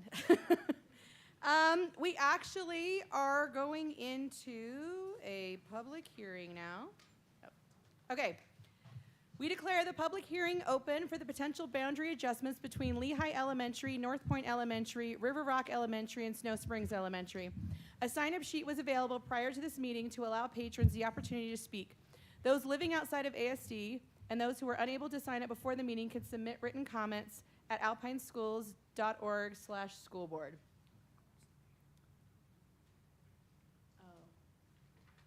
Okay, I forgot. I have to close this meeting before I open another meeting. Okay, so do I have to do a motion and a whole? Okay, so I make a motion that we close this meeting. I'll second it. Okay, motion by Board Member King, second by Board Member Beeson. Any discussion? All in favor say aye. Aye. Any opposed? Okay, that passes unanimously. Now I'm going to motion that we open the public hearing. I'll second. Okay, so we have a motion by Board Member King, a second by Board Member Lincoln. All in favor, please say aye. Aye. I now declare the public hearing open for the potential boundary adjustments between Lehigh Elementary, North Point Elementary, River Rock Elementary, and Snow Springs Elementary. A sign-up sheet was available prior to this meeting to allow patrons the opportunity to speak. Those living outside of ASD and those who were unable to sign up before the meeting can submit written comments at alpineschools.org/schoolboard. As you are called, please introduce yourself by stating your name and what city you live in. You'll be given up to 3 minutes to speak. While the board does not engage in a discussion during the public comment period, they may arrange for a staff member to communicate with you later. Okay, so first up we have Becca Jane Waite, followed by Janalee Furness, and then next would be Paul Jones. So Becca. I am here. My name is Becca Jane Waite, and I live in Lehigh, Utah. Lehigh. Okay, so thank you so much for hearing us here. I work at North Point Elementary, and I live within the boundaries of North Point Elementary as well. I wanted to express my support for option A of the elementary school boundary. We are currently so overcrowded. The pressure that faculty feels is strong. We are grateful for a more equitable boundary division for North Point, River Rock, and Snow Spring. Our hope is that the new elementary will be fast-tracked. Even with option A boundary change, North Point will still have an increase as there are neighborhoods still building homes and high-density properties that will add students to our school. I encourage the passing of option A and a speedy approval of the building of Cold Springs Elementary to help with the growth in our area.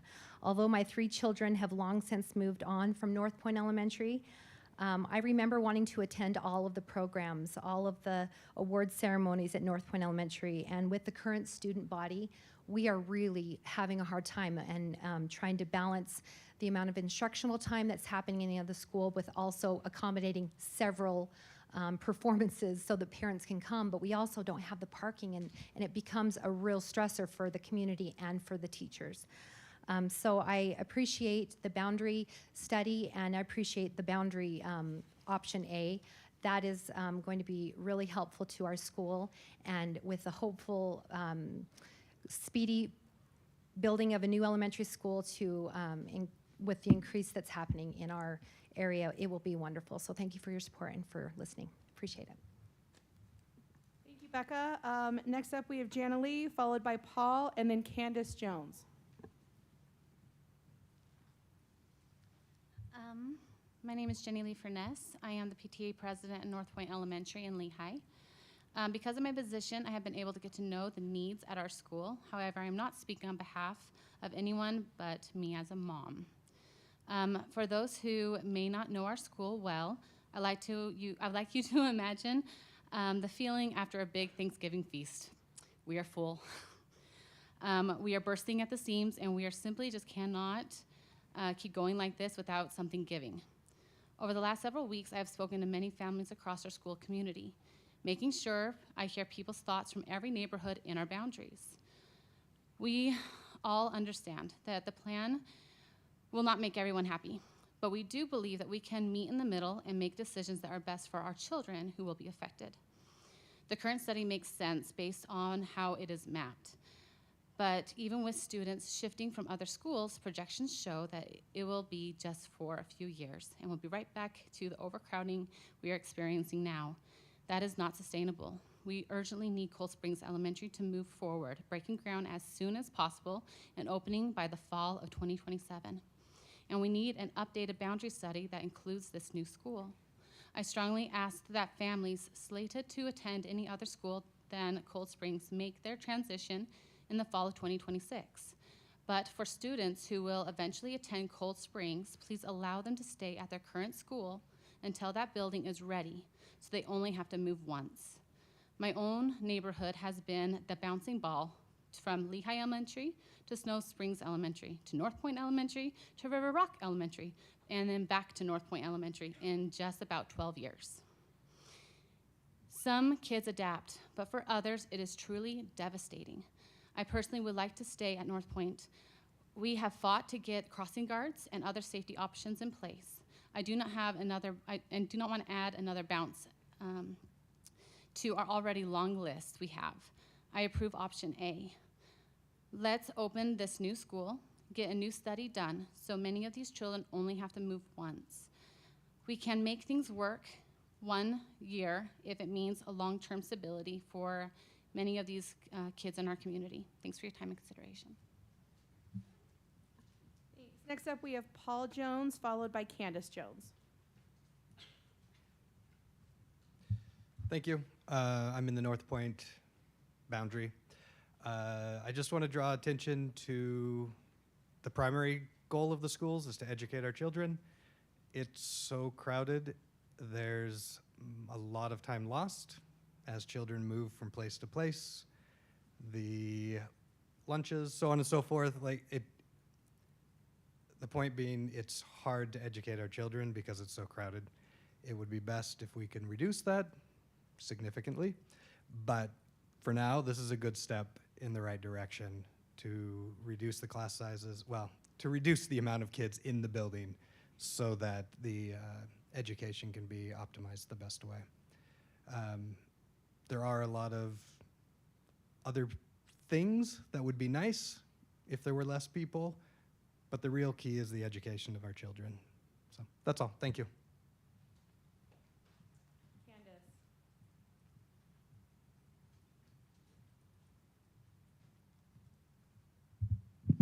Hi, thank you. I'm Candace Jones. I live in Lehigh, Utah. I am in North Point boundaries as well.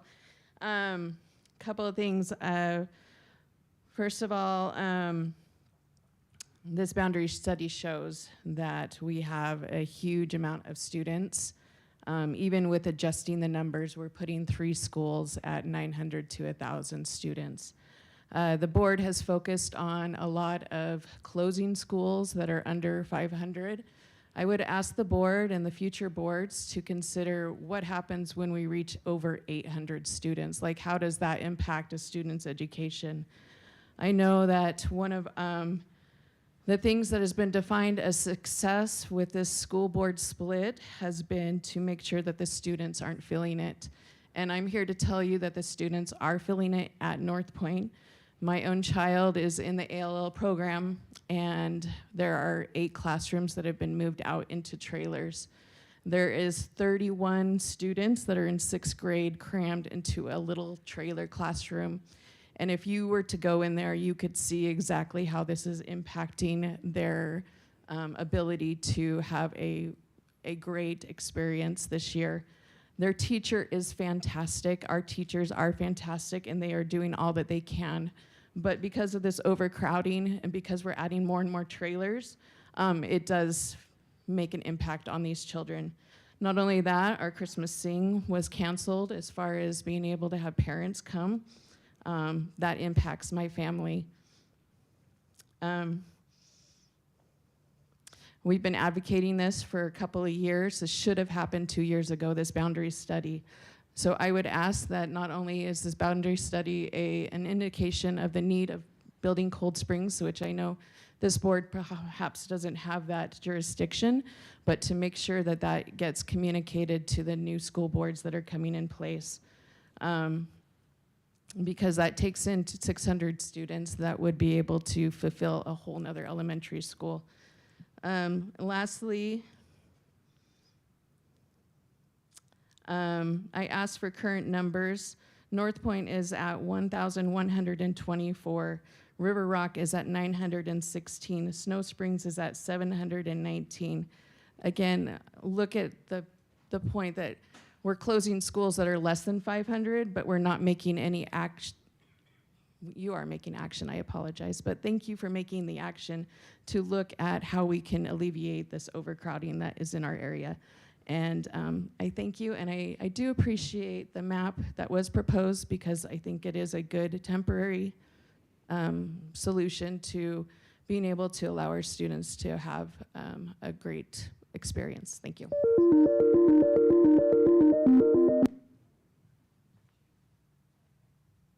Thank you all for your participation. I declare the public hearing closed. And then we're going to reopen the board meeting. I don't have to like motion that, right? Okay, cool. We're just reopening. Okay, fantastic. Next up on the agenda, we have community comments. We actually didn't have anyone sign up to participate with those tonight, so we're moving on to the approval of minutes. Do we have a motion to approve the minutes? I move that we approve the minutes. Second. Okay, so we have a motion by Board Member Wilson and a second by Board Member Peterson. Do we have any discussion? Seeing none, all in favor, please say aye. Aye. Superintendent. You've received the claims for the month and would recommend that the board accept the claims. Do we have a motion to accept the claims? I move that we accept the claims. Second the motion. Okay, so we have a motion by Board Member Bateman and a second by Board Member Clement. Any discussion? Seeing none, all in favor, please say aye. Aye. Next up, Superintendent.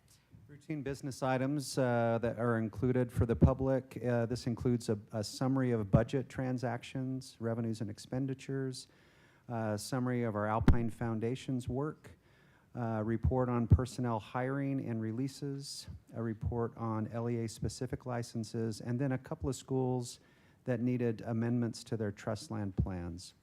And I would recommend the board approve the routine business. Do we have a motion? I move that we approve the routine business. Do we have a second? I'll second. Okay, so we have a motion by Board Member Beeson with a second by Board Member Lincoln. Any discussion? Seeing none, all in favor, please say aye. Aye. Any opposed? Okay, next up, we have our action items. Superintendent.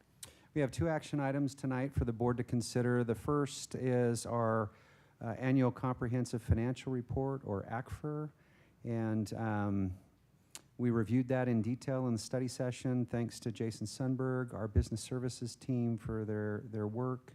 Our external auditors came and presented the audit report, and would recommend that you approve following any remarks that our business administrator would like to share. Jason. Thank you, Superintendent. I think the highlight of, or just the key point there, is that the audit came back favorable, clean. We also came under budget in our Fund 10, our general fund. So we were able to add a little bit of fund balance to the fund balance there, and everything is in looking good for the next year's budget. Thanks, Jason. Rich, would you just click on the link so those here in attendance, this is will be available on the website if it isn't already. It's a very healthy document that Board Member Wilson's hanging up. Yeah, just the financial report there. Perfect.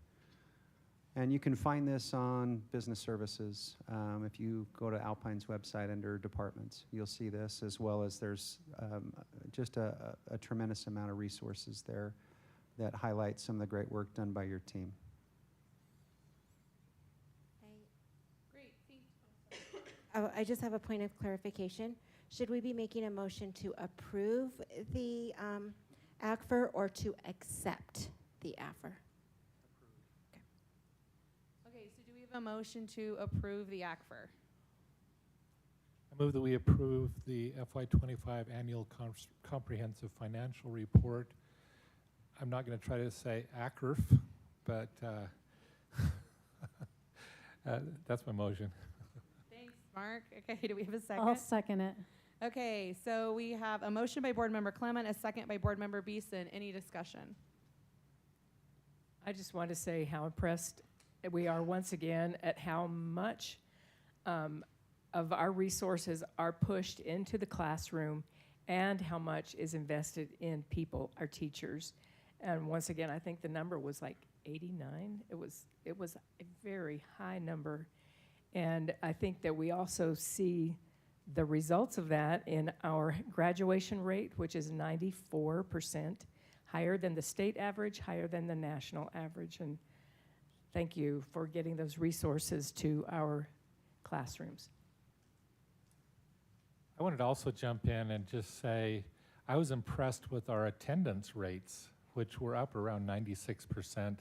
I know that a lot of districts across the state are having trouble with attendance, and I particularly appreciate the parents who make sure that their kids are here, because it's so difficult for a teacher to try to help a student catch up when they're not in attendance. Any other comments?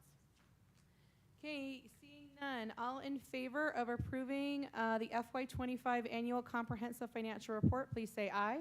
Aye. Any opposed? Okay, it looks to pass unanimously. The next action item we have is consideration of resolution 2025-16. This is a community reinvestment agency project known as Sweetwater CRA. It's located in Eagle Mountain and really is a $500 million project to invest in the community. Appreciate the negotiations that have taken place. The board has received both the financial plan and the proposed resolution language. There are a couple of changes that I would like to highlight. So if the board is supportive, bottom line is we're taking rangeland and converting it into a commercial investment, which the West needs. Couple of highlights. There will be contributions by the entity back to each of the 2 new school districts. Again, it's about a $500 million project and will, I think, be a great strength both to the city of Eagle Mountain, currently the Lake Mountain School District, pending either ratification or change in name, and Utah County in the state of Utah. The couple of changes I want to highlight is in section 6 of the agreement, that the cap or the total payment to the agency for personal property tax be reduced from 65% to 63% for the first 5 years. And then the total tax increment generated and paid per phase, or a cap, that cap be reduced to $82.273,607, and for the total project be reduced to $493,641,645. So those are a couple of changes to the caps, basically lowering the cap and lowering the percentage. Section 8 in the agreement, strike Section 8 in its entirety and then renumbering the remaining sections. So those are the changes that I would recommend, if the board is supportive, pending your questions, approving Resolution 2025-16. I also want to recognize Evan Barrett is here from the city of Eagle Mountain, so appreciate you being here, Evan, and your participation in this process. I'm going to make a motion that we approve Resolution 2025-016, the project Sweetwater CRA, with the following amendment. Section 6, the total payment to agency is amended to state that rather than 65% of the annual personal property tax for the first 5 years is remitted to the agency, 63% instead is remitted.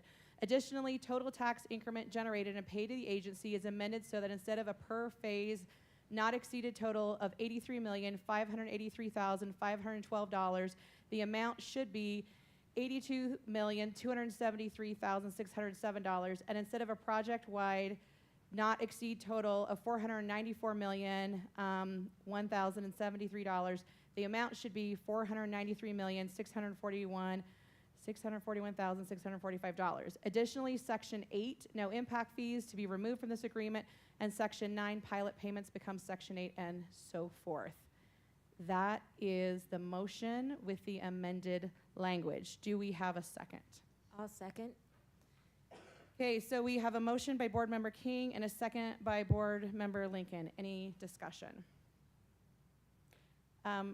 Sorry. Evan, just appreciate it. This has been in process for several weeks now. I appreciate the fact that the city and the entity involved worked extensively with us to take into account the needs of the new school district as well as to be cognizant of the needs of other districts. So I appreciate the partnership in that. I appreciate the fact that it's been aggressive in reducing the property tax abatement as well as the real property tax as well as the personal property tax. We've talked a lot about how there is a lack of commercial development, particularly in Eagle Mountain and Saratoga Springs. We refer to them as bedroom communities where people live but don't necessarily work, which is a little bit of a challenge when you are facing something like we talked about earlier, where we've had essentially a 50% increase in student enrollment from 2020 projected through 2030. We have an extensive need for new schools, which means a lot of money to purchase land and a lot of money to build schools.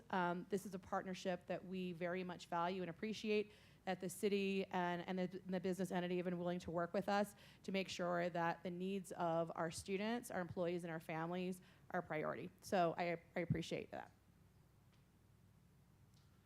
She won't appreciate this, but I want to just call a little bit of attention here. President King does an exceptional job of advocating for all our students. And so in this process, this partnership was able to secure scholarships for all 3 of the new districts. And so that's probably not something that's going to go far and wide. So tell your friends, it's an incredible thing that they were able to make happen for our students, and I appreciate her work. Okay, any other discussion? Okay, seeing none, all in favor of approving resolution 2025-16 with the very lengthy amendment I made, please say aye. Aye. Any opposed? Okay, that passes unanimously. Thank you, Superintendent.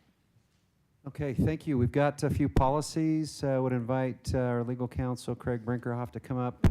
Policy 4010 is LEA-specific teacher licensing. Policy 5206 is GED pathway policy required for our students to take advantage of that. He'll go over that. Policy 5185 is a new policy on ESI, restraint and seclusion. And then policy 4405 is medical, surgical, and extended health benefits. Craig. Thank you, Superintendent. So just starting with policy 4010, this is one that we've been updating with the updated statute and rule so that we can offer those LEA-specific licenses to areas that we have need. We worked on this with HR, Kevin Thomas specifically, to make sure that we were meeting their needs and meeting the needs of the schools with doing these LEA-specific licensing. So with that, we would recommend this policy for your approval. Okay, do we have a motion? I move that we approve policy 4010, LEA-specific teaching licenses. And do we have a second? Okay, so we have a motion by Board Member Lincoln and a second by Board Member Bateman. Any discussion? I just had one quick question. Craig, there's an exception when it comes to special education. You want to just explain that? Yeah, so my understanding is that the special ed just really doesn't qualify for this. There's other requirements that they have and need, and so that's why they're pulled out. Can I answer Yes, please. It actually is in federal, or federal code that the teaching pathway for special ed teachers is different. And so it's just matching state code in the language of our policy that's required by federal law. So even though it's listed as one of the categories, it really is an exception. Okay. Okay, any other discussion? Seeing none, with a motion by Board Member Lincoln and a second by Board Member Bateman, all in favor of approving policy 4010, please say aye. Aye. Any opposed? Okay, that looks to pass unanimously. Craig, back to you. Thank you. So the next policy is a new one, 5206. We've been in the habit of retiring policies, not creating new ones, but this one was one that was of importance to us. This is a new option and opportunity that's available to students where they can take essentially the GED and get credit towards their diploma so that they can use some of those credits and get an actual high school diploma and not just the GED. We're doing this as a pilot option with some of our schools, and those schools will then have to submit an application to USBE to get approved. But we are excited to offer this potential program to some of our students, and so we'd ask you to approve this policy. Thank you. Do we have a motion? I move that we approve policy 5206, focused graduation pathway. Okay, we have a motion by Board Member Wilson. Do we have a second? I'll second it. Okay, and we have a second by Board Member Beeson. Any discussion? I just want to point out that this is meant for students who are juniors and seniors and are significantly behind in their credit acquisition, but who can, through preparation for a GED test, test out of a lot of the credits that are required for graduation. And I was in an SEC meeting this past week where there were parents cheering about this potential opportunity, because for some kids this opens up the path to a normal graduation with every bit of validation, even though they have circumstances in their lives that may have put them way behind.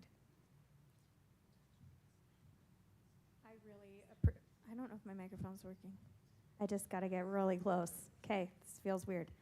I really appreciate this policy. I think anytime, especially with our teens, if we can give them second chances, third chances, however we can help them succeed, especially with a high school diploma, it's a huge barrier to entry in the job and labor force. I think anything we can do to help them, especially when they're struggling, is wonderful, and I really like this policy. Okay, so we have a motion by Board Member Wilson and a second by Board Member Beeson. All in favor, please say aye. Aye. Aye. Any opposed? Okay, that appears to pass unanimously. Craig, back to you. Thank you. Our next policy is 5185, the use of emergency safety interventions. This is also a new policy, also based on updated statute with regards to ESIs. And so to comply with that statute and also to allow some of the ESI options to all schools, we've had to create this policy and create some clarity around what an ESI is and when it's used and what the procedure is.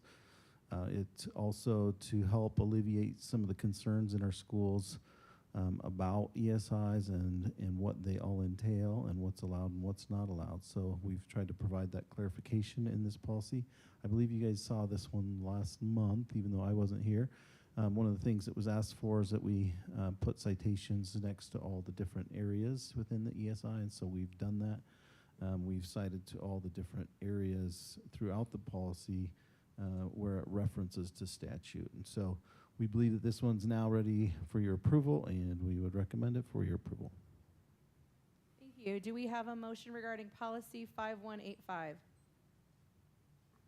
I move that we pass policy 5185, ESI restraint and seclusion. Do we have a second? I'll second. Okay, so we have a motion by Board Member Beeson and a second by Board Member Lincoln. Any discussion? I just really appreciate the citing of the code so that if changes are made over time, we can track them and follow through and make sure that we are in compliance with state regulatory measures. All in favor of approving policy 5185, please say aye. Aye. Any opposed? That appears to pass unanimously. Craig. Thank you. So our last one for tonight is 4405, medical surgical extended health benefits. The updates that we did to this policy, and we'll have another one for you next board meeting that is similar with a different class of our employees, but the updates to this really is to match our healthcare benefits and the contract that we have with them. So it talks about when the employee is covered, when they start their employment, and they become covered the first of the next month following their employment hire date. And then when they leave Alpine School District, regardless of when they leave, they are covered with their insurance benefits to the end of the month in which they leave. And so we wanted to clarify that. Those are the main changes to this policy, and we'd recommend it for your approval. Thank you. Do we have a motion regarding policy 4405? I move that we approve policy 4405, medical, surgical, and extended health benefits. And do we have a second? Second. Okay, so we have a motion by Board Member Lincoln and a second by Board Member Wilson. Any discussion? Again, I just appreciate that this now matches, we've codified our current practices of what we've been doing, and now it's clearly spelled out, so it's clear. Okay, all in favor of approving policy 4405, medical, surgical, and extended health benefits, please say aye. Aye. Any opposed? That appears to have passed unanimously. Superintendent, we're on to the membership report. You have the most current membership report ending October 31st. Just want to note a couple of things. For those of you that were able to attend study session, Crystal Michaelis and our business services team and Jason Sundberg went through a very detailed enrollment projection book, talked about the different pillars or foundational data sets that are used in projecting those.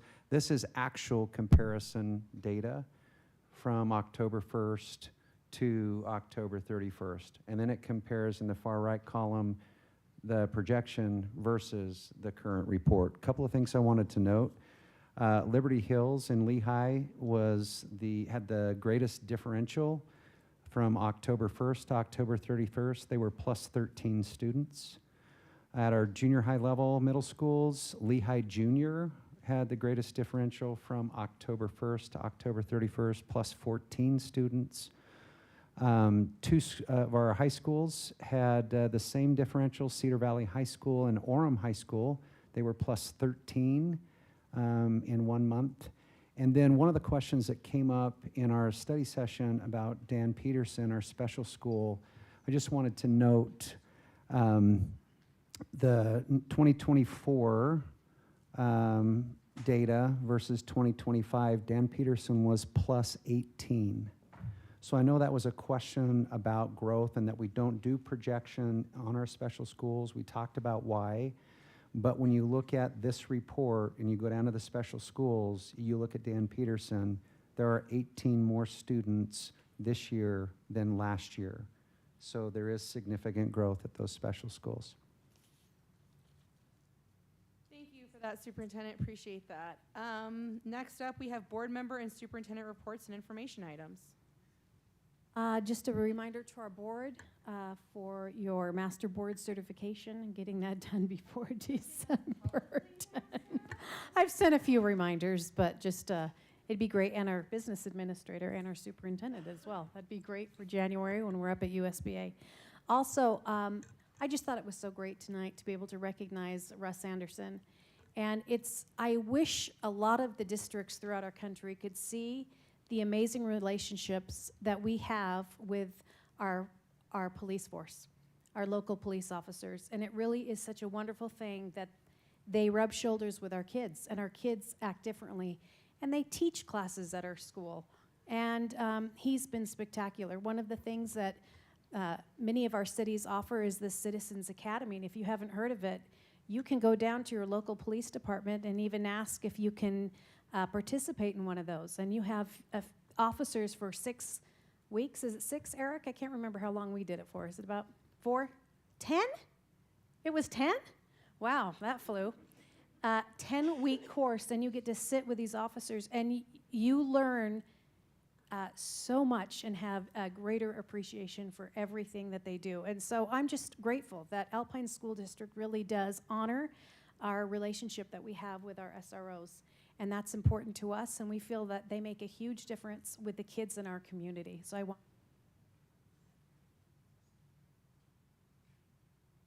I wanted to recognize that since we last met, we've had elections, and so the work of 3 new school district boards is underway. And I just wanted to announce for the Timpanogos area in the south, the new school district, we will be having our swearing-in ceremony on Tuesday, a week from today, November 25th at 4 p.m. in the Orem High School Media Center.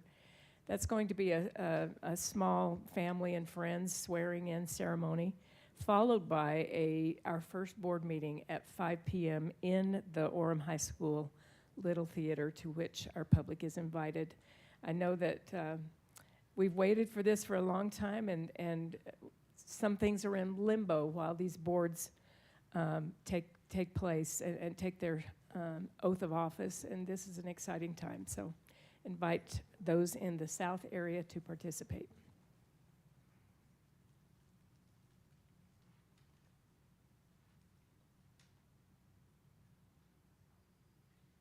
I just wanted to express my gratitude to the whole business services team, especially Crystal, for the presentation about the enrollment projections.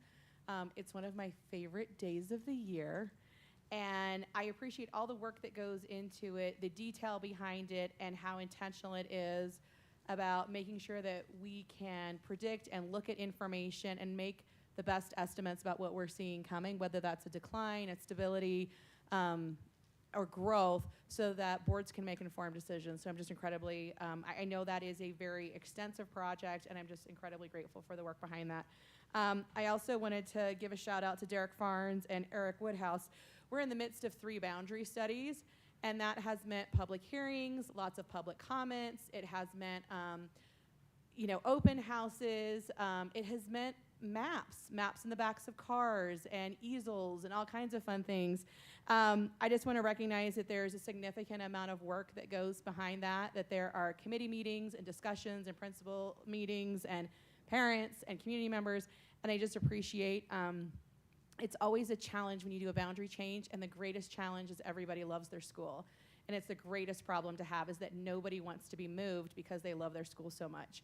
And I think that's a huge testament to the teachers in the building, to the administrators, and I just want to express my gratitude for everyone who's participated in those boundary studies, because it's been significant as we've looked at making the right moves that will hopefully serve long-term for families as much as possible. Just to share information about the other 2 board meetings, Lake Mountain School District, that's made up of Saratoga Springs, Eagle Mountain, Cedar Fort, and Fairfield, will be having their swearing in on November 25th at 6 p.m. at the Saratoga Springs City offices, the old ones, not the brand new ones. And Aspen Peaks will be meeting on November 25th at 7 p.m. here in the district office. So if you want to come and support either one of those districts, those are the times and locations for those events. Superintendent? Yeah, and that was a change. And so, my motto, Semper Gumby, always flexible. So there's a lot of that needed. And as a middle child, I resemble that remark, hopefully. All right, Alpine by the numbers. I want to talk about some student data. This is something, again, a priority of the board and something that's very important to me. Our focus is students and their learning and supporting them. And so I want to just highlight, thanks to Jason Croton, his team, Joel Perkins, so many others, but just want to highlight some data. Rich, if you go to the next.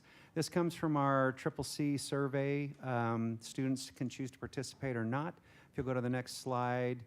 This survey gathers feedback about, experiences. How are you feeling about school? And what are some of the things that keep you coming to school? And what are those key conditions that we want to cultivate and develop and attend to? Safety is a big part of that. We've had some issues in our community with safety, and I've heard a lot from both students and from parents and community members. And so I wanted to share this information coming from our students. So next slide. This is our strategic plan for those of you that may not be aware. We also call it the coherence map. It's interchangeable. But if you look at the bottom of page 1, it talks about 3 goals. We want each school to set achievement priorities in 3 areas.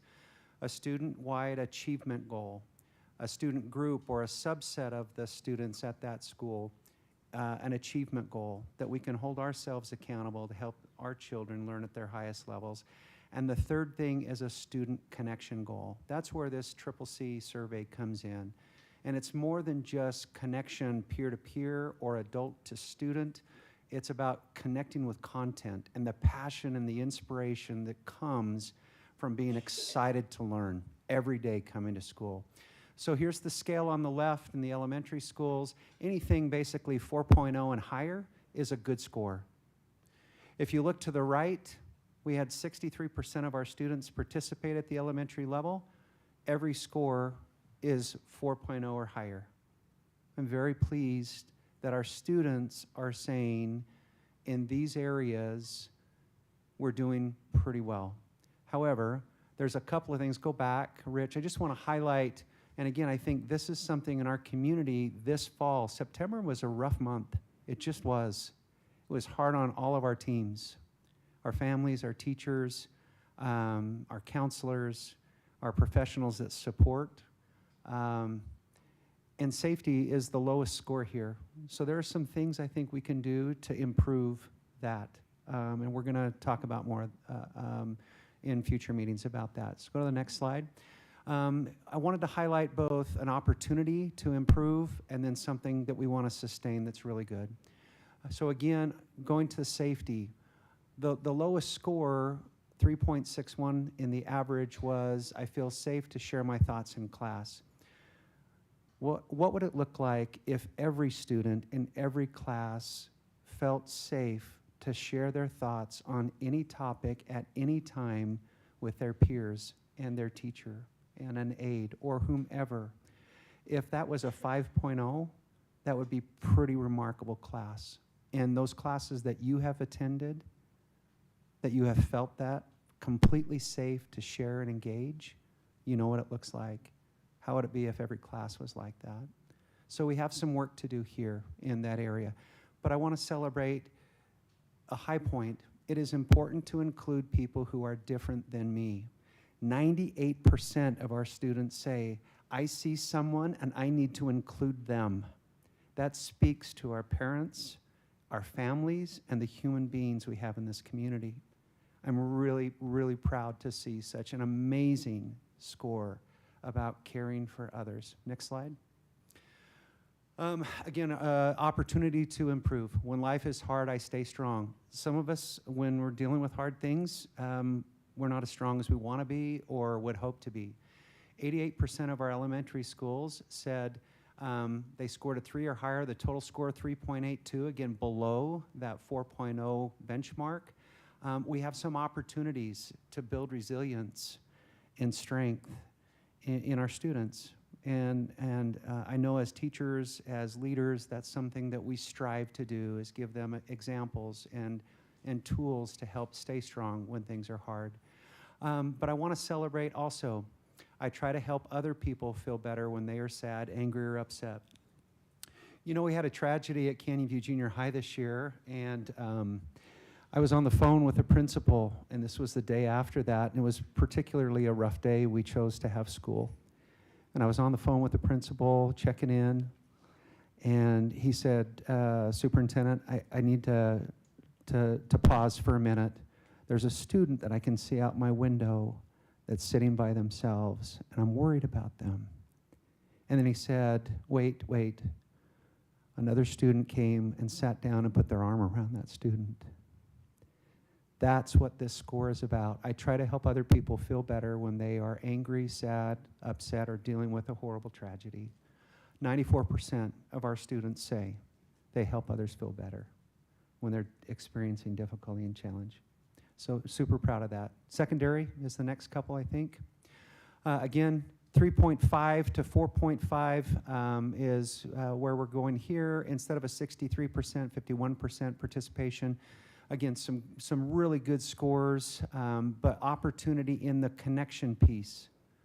And that's something, even though we've been deliberate and intentional in setting connection goals, there is opportunity for us as educators to improve. Not just connection peer-to-peer or, again, adult to student, student to adult, but also to content. So next slide. The low score here, 3.62. My classroom feels like a safe place for me to share my thoughts. Interesting that the elementary and the secondary is very similar. Is that interesting to you? It was interesting to me as I looked at this data. I think we have opportunities to, again, environments to truly be able to engage and share fully our differing thoughts. But on the other hand, 4.55, one of the highest scores in the secondary level, it's important for me to include people from different backgrounds. Again, similar to the elementary, 98%. Really proud of that we reach out, connect with, and support people who are different than us. Next, last one we're going to highlight here. Again, opportunity to improve, 3.78. 90% of our students scored 3 or higher. I'm flexible when things change. Flexibility is a superpower. Adaptability is a superpower. If we can adjust and roll with things as they come, we can deal with anything. And so there's opportunities for us to improve there. But this one, again, jumped out at me. I wanted to highlight, I understand other people have feelings. They're human. And I need to extend grace just like I expect to receive grace. 98% of our students said that they believe in that. So I think that's the last one, Rich, if I remember right. Some great things. We'll continue bringing student data and for the board and the community to celebrate, but also for us to reevaluate and look for ways that we can better support our students. That's it. Thank you, Superintendent. We do not have need of a closed session, so I'll entertain a motion to adjourn the meeting. I move that we adjourn. Do we have a second? Second the motion. Okay, all in favor of adjourning the meeting, please say aye. Aye. Thank you. Appreciate you being here.